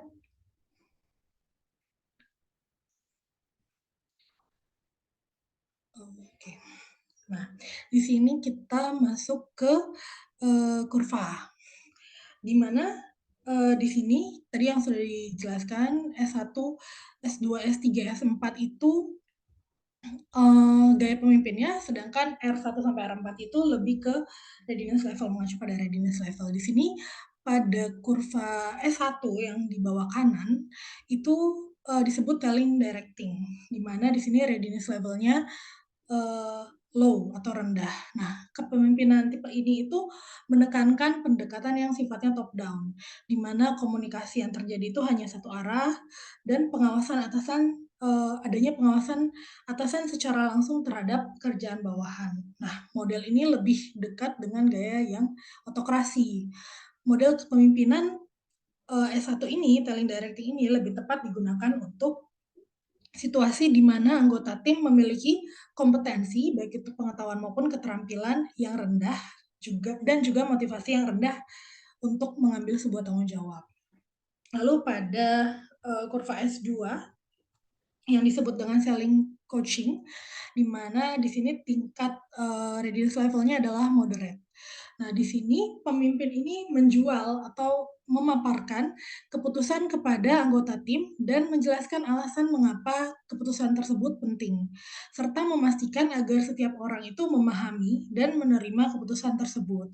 Nah, dalam situasi ini, pemimpin mulai menerapkan komunikasi yang sifatnya dua arah, mengembangkan hubungan, dan mendengarkan bawahan, meskipun kendali pengambilan keputusan nantinya tetap ada di tangan pemimpin. Nah, model kepemimpinan ini lebih tepat digunakan untuk situasi di mana anggota tim memiliki kompetensi yang rendah, namun memiliki motivasi dan kepercayaan diri yang tinggi untuk mengambil sebuah tanggung jawab. Boleh next slide. Nah, di sini ada kurva S3 yaitu participating dan supporting, di mana readiness levelnya juga dalam tingkat yang moderate. Nah, proses pengambilan keputusan menggunakan metode partisipatif untuk menghasilkan keputusan bersama. Bawahan ini dilibatkan dalam proses dan punya peran yang besar dalam menentukan sebuah keputusan. Diskusi menjadi semakin terbuka terhadap ide, saran, dan kritik, di mana pemimpin menjadi pendengar yang baik bagi anggota timnya. Kualitas hubungan pemimpin dan bawahan akan semakin baik berkat pendekatan komunikasi dua arah yang menggabungkan top down dan bottom up. Nah, model ini lebih dekat mungkin dengan gaya demokratis, gaya kepemimpinan yang demokratis. Model kepemimpinan ini lebih tepat digunakan untuk situasi di mana anggota tim memiliki kompetensi yang tinggi, namun punya motivasi dan kepercayaan yang rendah untuk mengambil tanggung jawab. Nah, masuk ke kurva yang keempat, boleh next slide, Mas? Oke. Kurva yang terakhir adalah kurva S4, yaitu delegating monitoring, di mana di sini readiness levelnya adalah low.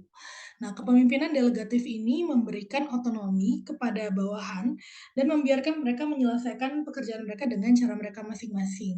Nah, pengambilan keputusan terpusat pada anggota tim dan tidak adanya campur tangan dari atasan. Pemimpin hanya berperan dalam fungsi monitoring terhadap kemajuan pekerjaan dan baru melibatkan diri apabila muncul masalah yang serius dan membutuhkan peran pemimpin. Nah, model kepemimpinan ini lebih tepat digunakan untuk situasi di mana anggota tim memiliki kompetensi tinggi, sekaligus punya motivasi dan kepercayaan diri yang tinggi untuk mengambil sebuah tanggung jawab. Boleh next slide. Nah, selanjutnya adalah the contingency model yang akan dijelaskan oleh rekan saya, Mbak Yuli. Ya, terima kasih, izin melanjutkan. Model selanjutnya adalah the contingency model. Jadi, meskipun pemimpin itu bisa merubah perilaku mereka terhadap bawahannya atau pengikutnya, menurut teori ini, pemimpin itu juga punya kecenderungan perilaku yang dominan. Model ini mengakui bahwa kecenderungan perilaku itu ada yang lebih ke arah suportif atau lebih berorientasi ke hubungan atau orientasi ke pencapaian tujuan, dan ada menentukan situasi di mana pemimpin tersebut lebih efektif dibandingkan pemimpin yang lain. Menurut literatur ini mungkin teori yang paling awal dan paling terkenal dan dianggap sebagai kebalikan dari situational leadership theory yang dijelaskan tadi. Ketika situational leadership itu lebih menekankan fleksibilitas dalam perilaku pemimpin, model ini justru menyatakan bahwa pemimpin itu jauh lebih konsisten dan akibatnya kurang fleksibel dalam perilaku mereka. Jadi, model kontingensi ini menunjukkan bahwa efektivitas pemimpin itu ditentukan oleh bagaimana jenis pemimpin yang tepat untuk situasi tertentu atau mengubah situasinya agar sesuai dengan gaya kepemimpinan si pemimpin tersebut. Artinya efektivitas kepemimpinan itu bergantung pada gaya pemimpin dan situasi kepemimpinan yang menguntungkan. Di sini kita akan melihat bagaimana karakteristik kritis pemimpin itu dan juga aspek kritis situasi itu berpengaruh. Next slide. Nah, bagaimana cara untuk mengukur kecenderungan pemimpin tersebut? Fiedler yang mengungkapkan teori ini mengembangkan satu instrumen yang disebut dengan Least Preferred Coworker Scale. Jadi, pemimpin itu diinstruksikan untuk memikirkan individu mana yang menurut dia paling sulit untuk bekerja sama, diajak bekerja sama. Kemudian, atau mungkin kasarnya rekan kerja yang paling tidak dia sukai, dan kemudian menggambarkan individu tersebut dalam serangkaian kata sifat, seperti apakah dia ramah, atau membosankan, atau menarik. Nah, ini skor-skor ini, pilihan-pilihan kata sifat ini akan dirubah menjadi skor numerik, dan kemudian skor ini yang akan dianggap mewakili si pemimpin itu. Jadi bukan mewakili individu yang dipilih oleh pemimpin tersebut. Kemudian nantinya pemimpin akan dikategorikan menjadi dua kelompok, yaitu pemimpin dengan LPC rendah dan pemimpin dengan LPC tinggi. Ketika pemimpin dengan LPC rendah itu dia termotivasi terutama oleh tugas. Jadi dia mendapatkan kepuasan atau kecenderungan yang lebih tinggi untuk fokus pada penyelesaian tugas. Tapi ketika tugas itu bisa diselesaikan dengan cara yang dapat dia terima, maka pemimpin ini baru akan fokus kepada motivasi sekundernya, yaitu menciptakan hubungan dengan pengikut. Nah, sebaliknya untuk pemimpin dengan LPC yang tinggi, maka dia akan lebih dimotivasi dengan membangun hubungan dengan pengikut. Ketika hubungan baik telah terjalin, baru pemimpin ini akan pindah ke tingkat motivasi sekundernya, yaitu dengan penyelesaian tugas. Tapi ketika hubungan pemimpin dan pengikut itu terancam, maka pemimpin dengan LPC tinggi akan kembali fokus kepada bagaimana meningkatkan hubungan dengan pengikut tersebut. Menurut Fiedler sendiri, karena semua tes itu punya beberapa ketidaktepatan, LPC ini dianggap tidak bisa mengidentifikasi secara akurat bagaimana hierarki motivasi untuk pemimpin dengan skor LPC yang menengah. Jadi akhirnya ada penelitian-penelitian baru yang terakhir oleh Kennedy yang menyarankan bahwa mungkin kalau pemimpin dengan LPC menengah itu mereka lebih siap atau lebih mudah berganti antara orientasi terhadap tugas dan juga orientasi kepada membangun hubungan dengan pengikut. Artinya mungkin akan sama-sama puas dengan mengerjakan tugas atau menjalin hubungan dengan pengikut. Next. Aspek variabel penting lainnya yang perlu diperhatikan adalah situational favorability. Jadi, ini merupakan jumlah kendali yang dimiliki pemimpin atas pengikutnya. Makin besar kontrol yang dia miliki, maka situasi tersebut akan dianggap semakin menguntungkan, setidaknya dari sudut pandang si pemimpin. Ada 3 subelemen yang dipertimbangkan dalam situational favorability ini. Jadi yang pertama adalah leader-member relation. Ini merupakan variabel yang paling kuat dalam menentukan situational favorability. Jadi sejauh mana sih hubungan si pemimpin itu dengan pengikutnya. Umumnya apakah digambarkan dengan kooperatif atau sulit. Lalu yang kedua adalah task structure. Jadi apakah ada uraian rinci terkait pengerjaan produk, SOP-nya, atau indikator objektif tentang seberapa baik tugas itu dilakukan. Semakin pemimpin itu bisa menjawab pertanyaan-pertanyaan ini dengan tegas, kalau ada maka task structure-nya itu lebih tinggi. Kemudian yang ketiga adalah position power, di mana ini dianggap yang paling lemah dalam elemen ini. Kalau misalnya pemimpin ini punya otoritas atau kewenangan untuk memberikan reward dan punishment dan juga menentukan penilaian kinerja, maka dia dianggap memiliki position power yang lebih tinggi. Next. Cara mengukurnya adalah pemimpin kemudian diminta untuk menilai 3 elemen tadi. Dimulai dari leader-member relations, apakah dianggap baik atau buruk, kemudian struktur tugasnya, apakah terstruktur apa tidak, lalu bagaimana position power-nya, apakah tinggi atau rendah. Nah, itu kemudian akan digambarkan dalam 8 oktan, seperti gambar di bawah ini.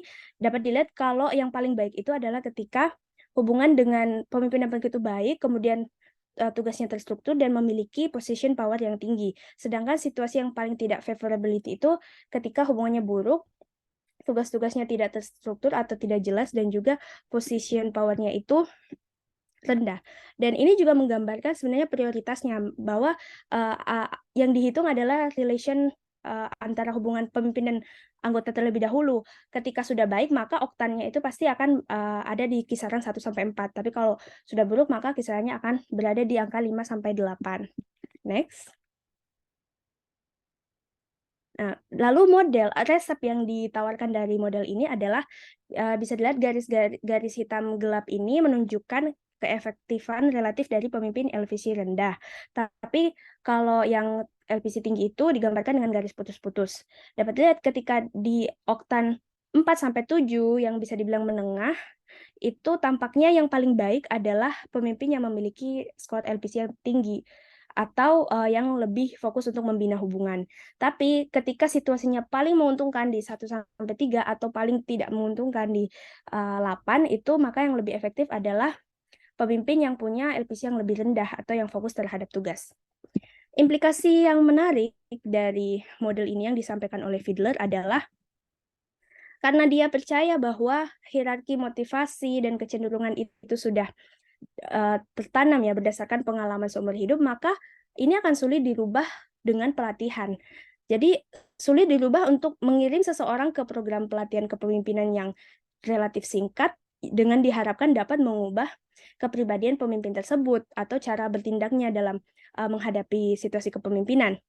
Jadi alih-alih untuk mencoba mengubah si pemimpin, Fiedler menyimpulkan bahwa pelatihan itu akan lebih efektif kalau menunjukkan bagaimana pemimpin itu akan mengenali dan mengubah karakteristik situasionalnya dan agar lebih sesuai dengan kecenderungan si pemimpin tersebut.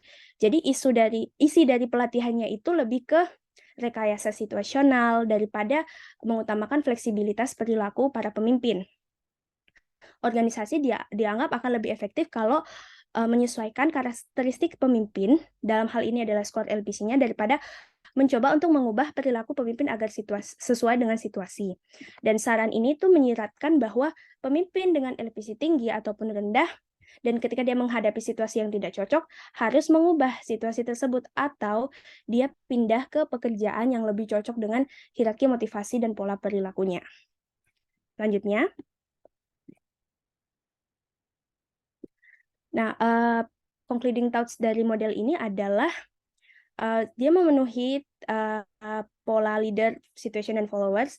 Struktur tugas dan juga position power itu merupakan bagian dari fungsi situasi, dan skor LVC itu masuk ke dalam fungsi dari si leader atau pemimpin. Sedangkan hubungan antara pemimpin dan anggota itu masuk ke dalam dua fungsi, yaitu leader dan follower. Model ini tentu ada kritikan juga, karena dianggap ya bagaimana caranya interpretasi dari skor LVC itu kemudian dihubungkan dengan situation of favorability. Tapi meskipun begitu, model ini dianggap tervalidasi dari semua teori kepemimpinan dan juga dia menstimulasi adanya penelitian-penelitian selanjutnya. Next. Teori selanjutnya adalah the PET goal. Di sini ini juga salah satu teori yang dianggap paling komprehensif, di literatur, dan dia dilandaskan dengan teori yang berkaitan dengan harapan atau ekspektansi teori, di mana teori itu membahas bahwa orang akan berperilaku tertentu ketika mereka tahu bahwa aksi mereka itu diakui dan ada reward dari perilaku mereka. Jadi orang diasumsikan akan menghitung probabilitas effort terhadap performanya, lalu performanya terhadap outcome-nya. Contoh, kalau dia belajar selama 12 jam, berapa probabilitas dia akan mendapatkan nilai A pada ujian akhir. Jadi secara teoritis, orang itu diasumsikan akan membuat perhitungan secara rasional tentang akibat dari upayanya, dan teori tersebut akan bisa memprediksi tugas apa yang akan dilakukan oleh orang-orang dengan energi yang mereka punya dan juga pilihan-pilihan yang terbatas. Asumsi dari PET goal teori ini berdasarkan dengan ekspektasi teori tadi. Jadi pemimpin yang efektif itu dianggap akan memberikan atau memastikan tersedianya penghargaan bagi para pengikutnya atau goal itu, dan kemudian membantu mereka untuk menemukan cara terbaik sampai ke tujuan tersebut atau PET, menyediakan PET tersebut. Jadi leader ini mengadopsi style untuk mencapai goal yang telah ia tekankan tadi. Nah, pemimpin yang efektif itu akan membantu para pengikut mengidentifikasi dan menghilangkan hambatan dan juga menghindari jalan buntu. Lalu juga akan memberikan dukungan emosional sesuai dengan kebutuhan para pengikut. Artinya, tindakan pemimpin itu harus memperkuat keyakinan pengikut bahwa kalau mereka mengerahkan usaha tertentu, mereka akan lebih mungkin untuk menyelesaikan tugas yang diberikan, dan ketika menyelesaikan tugas, maka akan lebih mungkin mencapai hasil-hasil yang diinginkan atau mendapatkan reward sesuai dengan performanya. Nah, skema ini selalu mengalami pembaruan, dan di sini kita akan jelaskan 3 variabel yang sesuai dengan skema leader, follower, dan situation. Next. Di sini ada 4 jenis perilaku pemimpin dalam teori Pat-Goal Theory, di mana pemimpin itu tidak hanya dapat menggunakan gaya yang berbeda untuk bawahan yang berbeda, tapi juga dapat menggunakan gaya yang berbeda pada bawahan yang sama dalam situasi yang berbeda. Perilaku ini dianggap akan dapat meningkatkan penerimaan pengikut terhadap pemimpin tersebut, lalu mempengaruhi tingkat kepuasan mereka, dan juga meningkatkan harapan mereka bahwa upaya itu akan menghasilkan kinerja yang efektif. 4 jenis perilaku itu, pertama adalah directive leadership. Jadi ini perilaku yang pemimpinnya memberitahu para pengikut apa yang diharapkan, terus bagaimana melakukannya, kapan, dan bagaimana pekerjaan mereka itu akan berkaitan dengan pekerjaan orang lain. Ini juga termasuk mengatur jadwal, menetapkan norma, dan berharap pengikut itu akan stick to the rules, mematuhi prosedur dan regulasi. Lalu yang kedua adalah kepemimpinan yang supportive leadership. Di sini pemimpin yang berperilaku menerapkan interaksi yang sopan, ramah, terus mengungkapkan bahwa mereka itu perhatian dan tulus terhadap kesejahteraan para pengikut dan kebutuhan individu mereka. Mereka juga pemimpin ini cenderung terbuka, mudah didekati, dan juga memperlakukan pengikut itu secara setara, tetapi tetap mengakui bahwa ada perbedaan status antara pemimpin dan pengikut. Lalu yang ketiga adalah participative leadership. Di sini pemimpin ini cenderung berbagi masalah pekerjaan, kemudian meminta saran, perhatian, rekomendasi, dan juga mempertimbangkan masukan-masukan tersebut untuk dimasukkan dalam proses pengambilan keputusan. Lalu yang keempat adalah achievement-oriented leadership. Di sini pemimpinnya cenderung terlihat menuntut dan mendukung dalam interaksi dengan pengikutnya. Jadi pertama mereka akan menetapkan tujuan yang menantang, kemudian mencari cara untuk meningkatkan dan mengharapkan pengikut untuk selalu tampil di level tertinggi mereka. Tapi itu juga akan diwujudkan dengan memberikan kepercayaan yang tinggi bahwa bawahan ini akan bisa melakukan upaya yang diperlukan dan juga mencapai hasil yang diinginkan. Atau lebih jauh lagi, dia akan memikul tanggung jawab yang lebih besar di masa yang akan datang. Lanjut. Setelah tadi kita membahas aspek dari pemimpin, ini adalah perilaku pengikut. Teori Pat-Goal ini membagi 2 kelompok variabel pengikut. Pertama, berkaitan dengan kepuasan.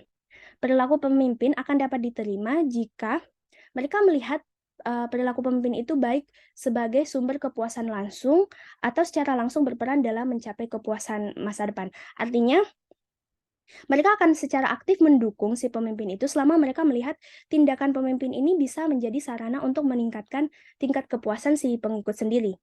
Tapi ini tidak banyak yang bisa dilakukan oleh pemimpin karena ini akan bergantung kembali lagi kepada karakteristik si pengikut. Lalu yang kedua adalah berkaitan dengan persepsi pengikut tentang kemampuan mereka sendiri relatif terhadap tugas yang harus diselesaikan. Jadi semakin mereka tidak percaya kalau mereka bisa menyelesaikan tugas-tugas itu, maka directive leadership itu mungkin akan lebih efektif untuk diterapkan dibanding dengan bawahan yang sangat percaya bahwa mereka bisa melakukan tugas mereka sendiri. Kembali lagi bahwa penerimaan pemimpin dan motivasi ini akan ditentukan oleh karakteristik si pengikut. Jadi baik perilaku pemimpin dan juga karakteristik pengikut ini sangat penting dalam menentukan hasil dari teori ini. Next. Lalu aspek yang ketiga adalah situasi, the situation. Teori ini mempertimbangkan 3 faktor situasional yang dapat mempengaruhi atau memoderasi efek perilaku pemimpin. Yaitu pertama adalah the task, tugasnya apakah terstruktur atau tidak. Lalu formal authority system, apakah ada kebijakan-kebijakan yang menentukan apa yang boleh dan tidak boleh dilakukan. Dan juga the primary work group, ini apakah ada dukungan yang diterima oleh karyawan dari orang-orang dalam pekerjaannya. Dan 3 faktor ini bisa jadi faktor motivasi independen, bisa juga jadi penghalang atau constraint, dan juga bisa jadi reward. Contohnya, kalau misalnya tugas itu sangat terstruktur, rutin, terus perilaku pengikut itu dibatasi dengan formal authority systemnya, dan ketika pemimpin itu cenderung berperilaku direktif dan berorientasi pada pencapaian yang over, maka bawahan itu justru akan menganggap bahwa pemimpin ini kurang empati, kurang pemahaman, dan juga menganggap sebagai upaya untuk melakukan kontrol yang berlebihan. Atau kalau misalnya sistem bawahan ini tidak mendapatkan banyak dukungan di lingkungannya terhadap pekerjaannya, maka mungkin gaya kepemimpinan yang suportif itu akan lebih efektif untuk diterapkan oleh si pemimpin. Nah, selain mempengaruhi perilaku pemimpin, pengikut dan variabel situasional ini bisa juga berdampak satu sama lain. Jadi, bagaimana struktur kerja, terus bagaimana situasi kerja itu juga bisa mempengaruhi kemampuan dan keterampilan pengikut yang pada akhirnya akan berdampak pada kepuasan si follower tersebut. Lanjut. Nah, jadi resep prescription dari teori ini adalah bahwa pemimpin itu pertama-tama harus menilai dulu situasi tempat dia memimpin itu seperti apa, baru dia akan memilih perilaku kepemimpinan yang sesuai dengan tuntutan situasional. Dengan mewujudkan perilaku yang sesuai ini, maka pemimpin bisa meningkatkan harapan tentang effort to performance, lalu performance ke reward-nya, dan juga valensi dari outcome-nya itu, sehingga akan berdampak pada tingkat kepuasan dan kinerja bawahan, serta penerimaan bawahan terhadap pemimpin itu. Contohnya dari gambar, ketika berada dalam situasi di mana ada satu tim yang dibentuk dan dalam tim itu belum jelas pekerjaan mereka itu seperti apa, ambiguitas role-nya itu masih tinggi, maka leader itu akan efektif ketika dia berperilaku secara direktif, jadi mengatakan memberikan perintah apa yang harus dilakukan dan bagaimana, sehingga pengikut itu akan merasa bahwa ambiguitas perannya itu lebih berkurang. Mereka punya tujuan yang lebih jelas, hubungan effort dan performanya itu lebih jelas, dan juga ini akan mendorong terhadap upaya yang lebih tinggi. Dan karena ambiguitas peran itu dianggap tidak disukai, dengan berkurangnya ambiguitas tersebut maka akan meningkatkan kepuasan pengikut. Sama juga ketika dalam situasi di mana rewards untuk performa itu di bawah standar atau bahkan tidak ada, maka dengan pemimpin yang secara direktif membuat reward itu terlihat, memperlihatkan bahwa akan ada hubungan dan upaya yang telah dilakukan itu, maka itu juga akan mendorong effort yang lebih tinggi dan juga kepuasan yang lebih tinggi dari para pengikut. Lanjut. Concluding thoughts tentang teori ini adalah dia sesuai dengan model leader, follower, and situation, kecuali tadi ada primary work group itu, di mana primary work group itu kalau di dasar model leader, follower, situation itu masuk ke dalam fungsi pengikut, tetapi dalam path goal teori ini dia masuk ke dalam situasi yang tidak bisa dikontrol oleh leader maupun member. Nah, tentu model ini juga menuai kritikan, dianggap sebagai model-model campuran, dan juga dikritik karena menganggap bahwa satu-satunya cara untuk meningkatkan motivasi para pengikut itu adalah meningkatkan kinerjanya adalah dengan meningkatkan tingkat motivasi. Padahal masih ada peran-peran lain yang bisa dilakukan oleh si pemimpin, misalnya bagaimana dia memilih follower yang berbakat, terus bagaimana membangun tingkat keterampilan dengan pelatihan, dan juga ada upaya desain ulang pekerjaan yang bisa dilakukan.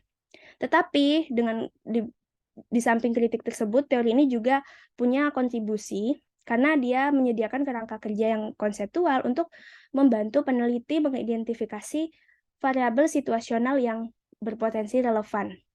Dan juga karena model ini cenderung sederhana, dia bisa digunakan oleh peneliti dan bisa langsung diterapkan oleh praktisi dibandingkan kalau modelnya menjadi rumit, mungkin lebih tertarik digunakan oleh peneliti, tapi praktisi kurang tertarik atau kurang bisa menerapkannya dalam pekerjaan.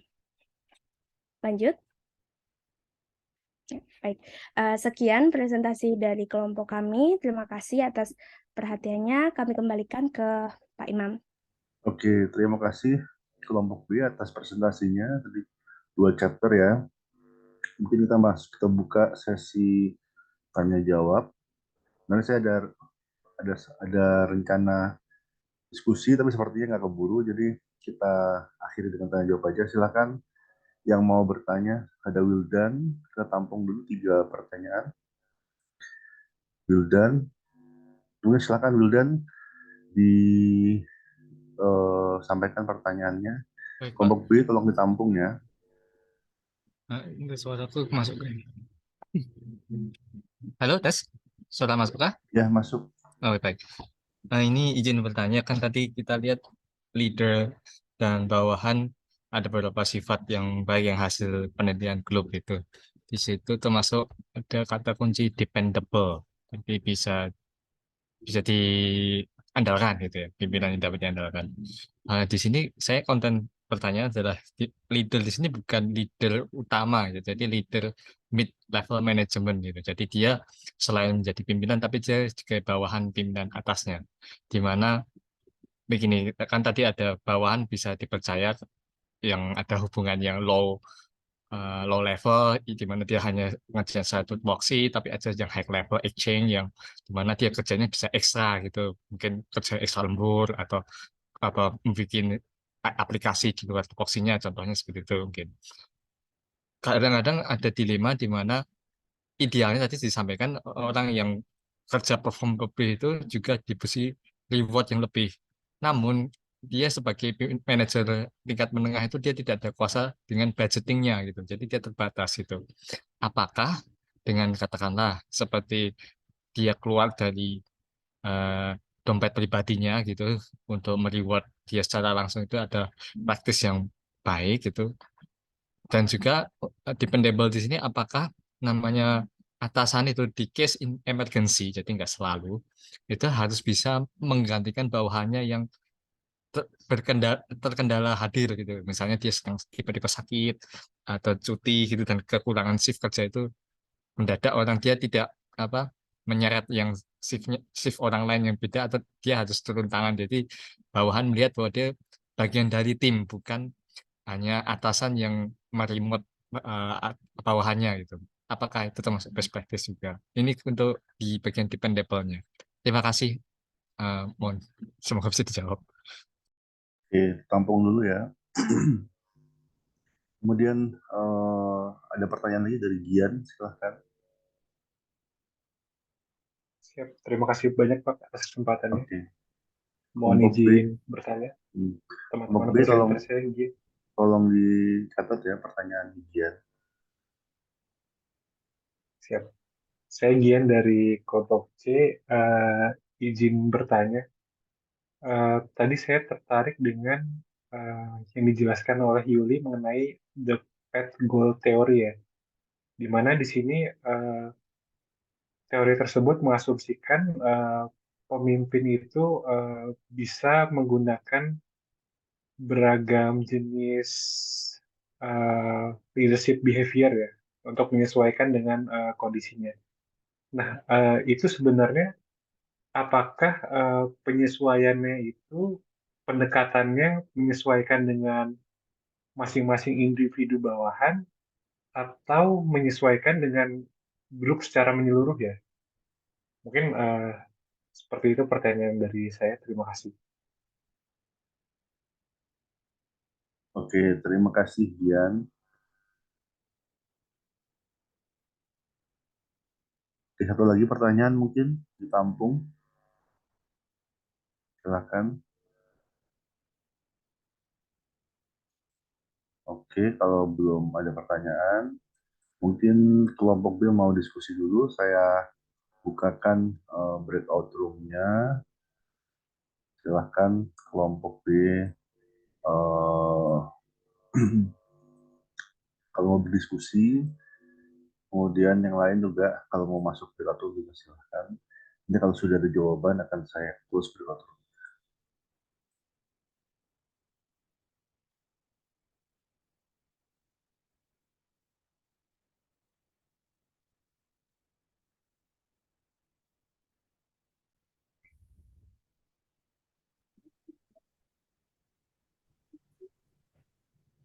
Baik, izin menjawab Pak Imam. Tunggu sebentar, Ya, baik, masih sahabat. ada yang di breakout room. Kelompok 4 masih di breakout room.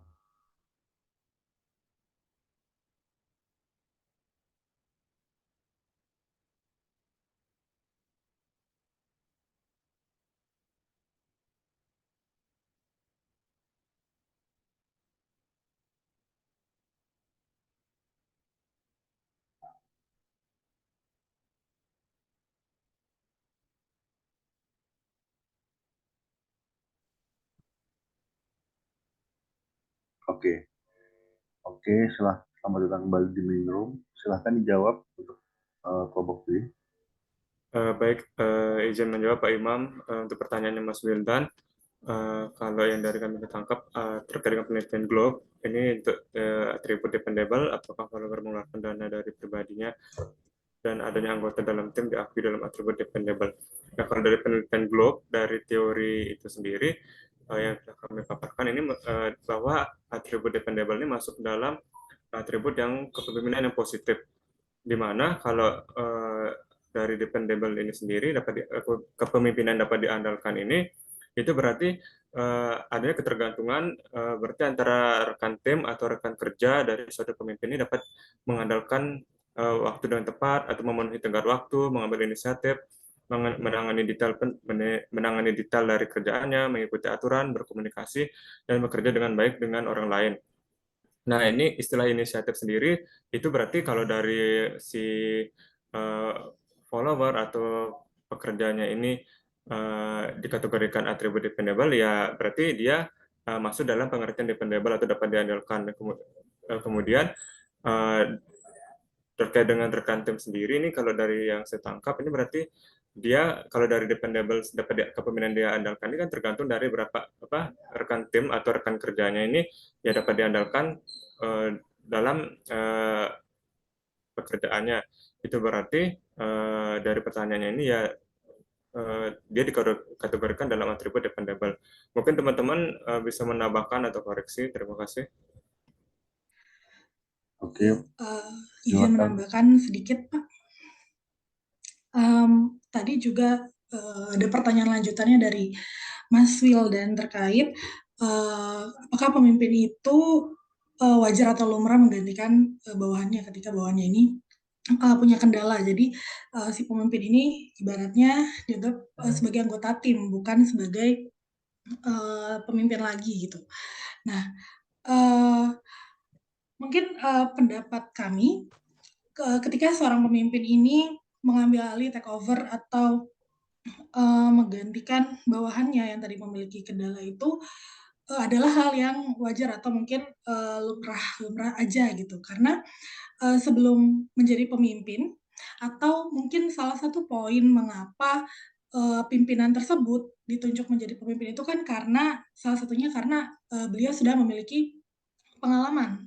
Nah, jadi mungkin kalau diambil contoh sebelum seorang pemimpin itu menjadi tadi kan mid level ya, mungkin berarti menjadi manajer atau kalau di instansi itu kepala seksi contohnya. Nah, beliau ini kan sebelumnya sudah lebih dahulu pernah menjadi pelaksana gitu atau ibaratnya menjadi anggota tim, menjadi bawahan. Jadi pasti sedikit banyak mengerti tentang tusi atau apa sih yang dikerjakan oleh bawahannya. Pun kalau ternyata seorang pemimpin tadi karena memang dia punya tanggung jawab yang lebih gitu sehingga tidak memiliki kesempatan untuk menggantikan bawahan yang punya kendala tersebut, ya pemimpin tersebut bisa saja mungkin mendelegasikan pekerjaan bawahan tersebut ke bawahan lain atau anggota tim lainnya, tetapi tetap melakukan pendampingan. Kalau kami pun boleh mengutip semboyan mungkin cocoknya Ingarso Sungtulodo, Ing Madyo Mangunkarsa, Tuturi Handayani.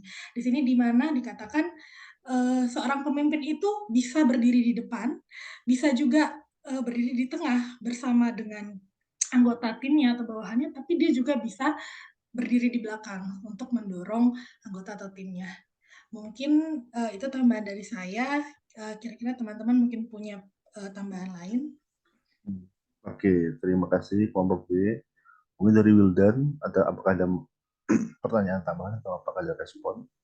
Ya Pak, soalnya kan itu sebenarnya kalau di lapangan karena kita rotasi ya Pak Sisam. Jadi ada beberapa, mungkin dia pimpinan di satu bidang keren gitu, maksudnya skillful di situ. Tapi karena dirotasi ke bidang yang di bawah dia nggak ada kompetensinya, maksudnya belum pernah hadapi, dia jadi kayak pro hire, jadi kayak fresh, nggak ada bedanya gitu. Nah itu kadang-kadang ada kendala antara mereka nggak bisa gitu atau nggak mau gitu. Jadi di situ ada perubahan dinamik di mana bawahannya yang dulunya belajar bersama dengan atasannya yang terdahulu itu mereka saling memahami kesulitan dan bagaimana kendala, jadi saling cover gitu. Diganti karena rotasi yang baru, terus dinamiknya berubah gitu. Dia jadi kayak remote doang. Itu sih Pak. Oke. Jadi memang ketika ada perubahan tim ya, apakah anggotanya berubah, apalagi pimpinannya berubah, itu dinamikanya berubah lagi, resetting lagi. Tadi kita lihat pada forming, storming, norming, baru performing. Jadi itu seperti itu dinamika kelompoknya ya. Sedangkan dari sisi dependability ya, kalau melihat traits dependability itu baru terlihat ketika ada sebuah krisis gitu. Jadi seseorang itu dapat dinilai apakah dia dependable ketika menghadapi sebuah situasi yang krisis, dia tenang atau enggak gitu ya. Artinya misalnya seorang pemimpin ketika sebuah krisis dia panik, marah-marah, kemudian stres, itu tidak memunculkan perasaan aman bagi bawahannya gitu kan. Kayak sebuah pilot pesawat terbang gitu ya, mesin pesawatnya mati satu, tapi dia menyampaikan berita dengan tenang, itu memancarkan sifat dependability. Oh, kita berada di tangan yang aman, di tangan yang tepat. Jadi penumpangnya pun nggak panik gitu. Tapi bayangkan kalau pilotnya tiba-tiba panik, teriak-teriak, kemudian pokoknya tidak menunjukkan karakteristik yang dapat diandalkan gitu. Seakan-akan wah, situasi yang sudah parah, sudah genting, tambah genting lagi karena pemimpinnya tidak mampu tenang gitu, tidak mampu memancarkan sifat yang menenangkan. Jadi itu salah satu karakteristik ya dari sisi dependability, bahwa segenting-genting apapun situasi, pemimpin yang dependable itu selalu memancarkan rasa aman. Jadi dia tidak memperunyam permasalahan dan bahkan memungkinkan bawahannya tetap bekerja dengan optimal ya, walaupun situasinya sedang genting. Jadi itu salah satu poin yang bisa saya tambahkan terkait karakteristik dependability. Oke, mungkin silahkan dilanjutkan pertanyaan yang kedua.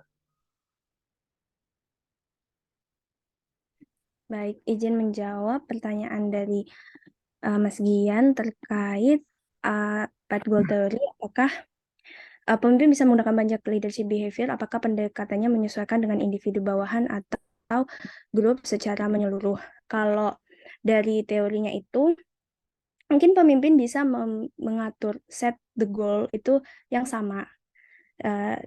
Bahwa misalnya mencapai misi tertentu gitu, goalsnya mungkin sama secara tim, tapi jalan untuk mencapainya itu bisa jadi beda-beda.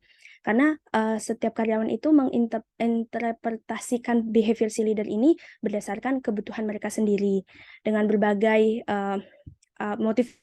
teori-teori motivasi dan juga locus of control, lalu pengalaman dan perceive ability-nya itu beda-beda. Maka menurut kami yang lebih efektif itu ketika pemimpin itu mencoba untuk memahami pribadi masing-masing pengikutnya, dan mungkin ini lebih mudah diterapkan untuk pemimpin dengan tim-tim kecil.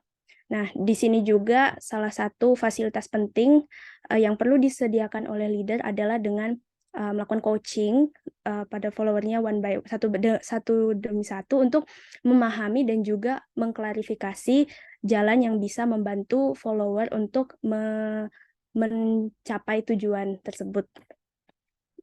Teman-teman, apakah ada yang ingin menambahkan? Oke, silahkan dari kelompok B yang lain, apakah ada yang mau menambahkan? Dari Gian gimana? Apakah ada tanggapan?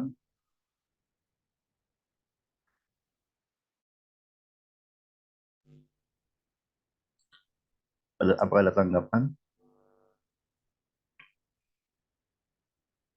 Oke, kalau nggak ada tanggapan, mungkin saya tanggapi ya, memang teori Fat Goal Theory itu memang mengasumsikan bahwa kita bisa men-treat masing-masing individu karyawan sesuai kesiapannya. Jadi apa namanya tadi ada ketika dia masih unwilling dan unable dan unwilling, maka kita directing, kita telling directing. Sedangkan ketika dia willing dan able, boleh kita kasih delegasi, kita delegating. Ini teori yang ideal gitu ya, teori yang ideal yang implementasinya mungkin sedikit susah gitu ketika kita harus menyesuaikan gaya kepemimpinan kita, menyesuaikan ke kesiapan dan kemauan masing-masing karyawan. Kenapa? Karena bisa jadi seseorang pemimpin itu ya tergantung kapasitasnya, tapi biasanya dia punya habit, punya gaya kepemimpinan tertentu yang menjadi preferensi. Ada pemimpin yang suka coaching, dia fokus ke memotivasi karyawannya. Ada yang sukanya delegating, dia pokoknya semua didelegasikan gitu. Ada yang sukanya telling, benar-benar semua karyawannya, semua anak buahnya dikasih instruksi yang sangat detail. Ada juga yang coaching, ada coaching, telling, delegating, lagi apa? Lagi participating ya, supporting. Jadi masing-masing orang punya preferensi dan untuk menerapkan gaya yang berbeda-beda pada masing-masing orang itu bisa menimbulkan kecemburuan. Jadi pak manajer pilih kasih nih si Fulan, dia selalu dikasih gaya supporting gitu, sedangkan yang lain dikasih telling gitu misalnya, kan gayanya berbeda gitu ya, gaya yang berbeda. Kalau misalnya tidak bisa diisolasi gitu ya, ada kontaminasi antar kelompok karyawan yang memiliki tingkat kesiapan dan kemampuan yang berbeda, itu sulit diterapkan gaya kepemimpinan yang berbeda-beda tersebut. Yang most likely adalah ya diterapkan secara keseluruhan untuk satu unit per unit gitu ya, bisa.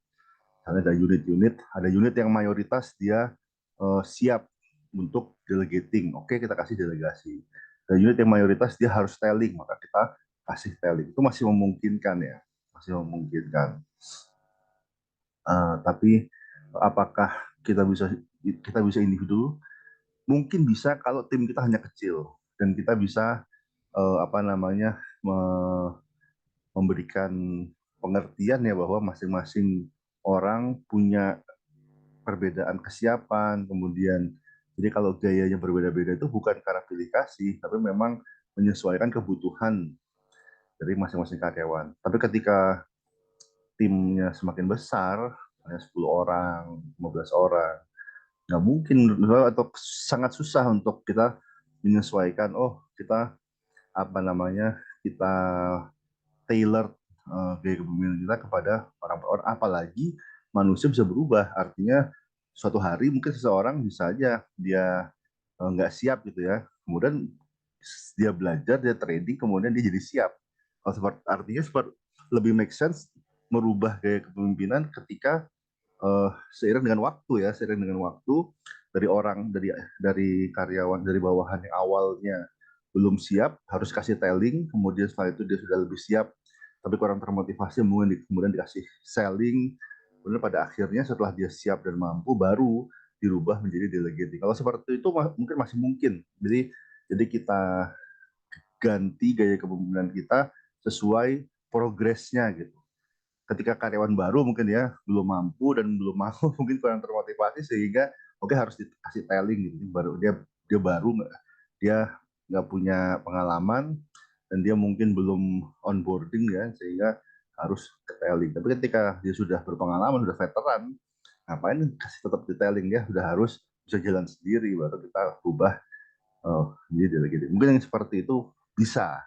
Tapi kalau day to day dalam satu waktu yang sama kita sesuaikan gaya kepemimpinan kita per orang, itu agak susah menurut saya. Mungkin ada yang berbeda pendapat, silahkan.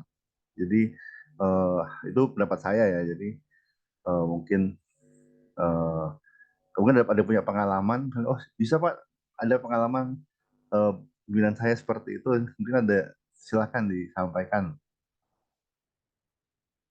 Izin pendapat Pak, Oke, kan silakan. tadi kayak dianggap fleksibel ya Pak, ada yang directing, telling, supporting gitu. Apa sebagai bawahan kalau misalnya ada atasan seperti itu, apakah tidak bikin mix signal Pak, atau membuat ini pimpinan kok tidak konsisten, apakah moody Betul. sekali, jadi mereka tidak bisa tahu gitu apa Hmm, kita harus bersikap seperti apa. Kan betul, kadang-kadang betul.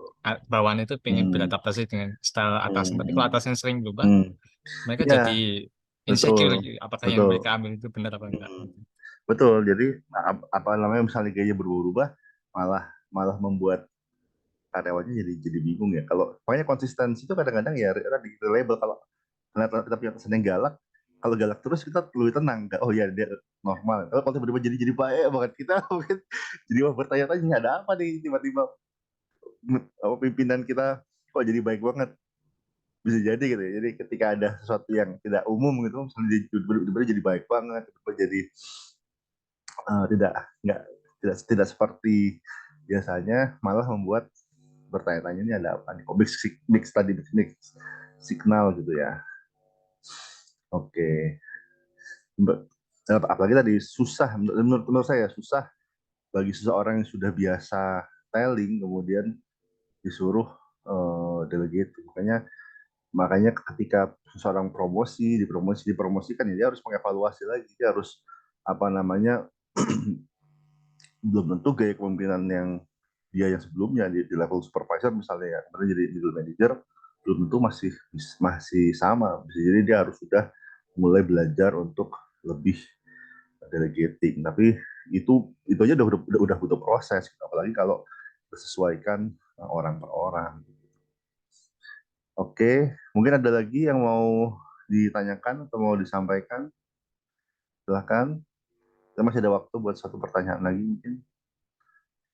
Kalau nggak ada, oke. Terima kasih banyak. Pak, maaf. Oh iya, silakan. Ini pertanyaan lebih ke tugas sih Pak. Kan Oh iya, kemarin Bapak benar juga. memberikan tugas kelompok ya, tugas akhir itu. Mungkin ada seperti outline Pak, kayak rules bagaimana gitu kriteria tugas ini, atau free for all, yang penting teori masih dalam yang sudah Tugas akhir ini yang dipresentasikan. tugas kelompok ini kan ya, yang karakteris apa yang Yang paper pemilihan Pak, pemimpin kan. kita Ya. pilih salah satu tokoh yang tidak kontroversial, terus bikin biopik gitu ya Pak istilahnya. Iya, Terus kita betul, kait-kaitkan betul, teori yang betul. diterapkan oleh pimpinan ini sewaktu dia memimpin itu. Iya. Mungkin ada outline Pak gitu, aturan-aturan supaya inline, atau memang Kalau bebas pokoknya gitu, Pak. pokoknya saya sih panduannya silabus ya. Di silabus itu misalnya nggak ada rinciannya sih, outline tugasnya seperti apa. Sebentar, tapi nanti saya coba cari deh. Kalau nggak salah harusnya ada tugas yang tahun lalu. Mungkin kalau misalnya ada, nanti saya share aja ke grup. Terus tapi harus saya cari dulu tugas tahun lalu. Ini mungkin sebagai benchmark ya, seperti apa sih ekspektasinya terhadap PR-nya gitu, tugas akhirnya. Tapi mungkin saya cari-cari dulu ya. Saya cari-cari dulu untuk tugas tahun lalu. Kalau sudah ada, saya share ke WhatsApp grup. Baik Pak, makasih Pak. Oke, mungkin itu aja. Terima kasih. Sampai ketemu minggu depan. Assalamualaikum warahmatullahi wabarakatuh. Waalaikumsalam. Selamat malam, Pak. Waalaikumsalam Terima kasih, Pak. Oke, warahmatullahi wabarakatuh, Pak. sama-sama. Makasih, Pak. Yuk, saya Makasih, nitip Pak. ya.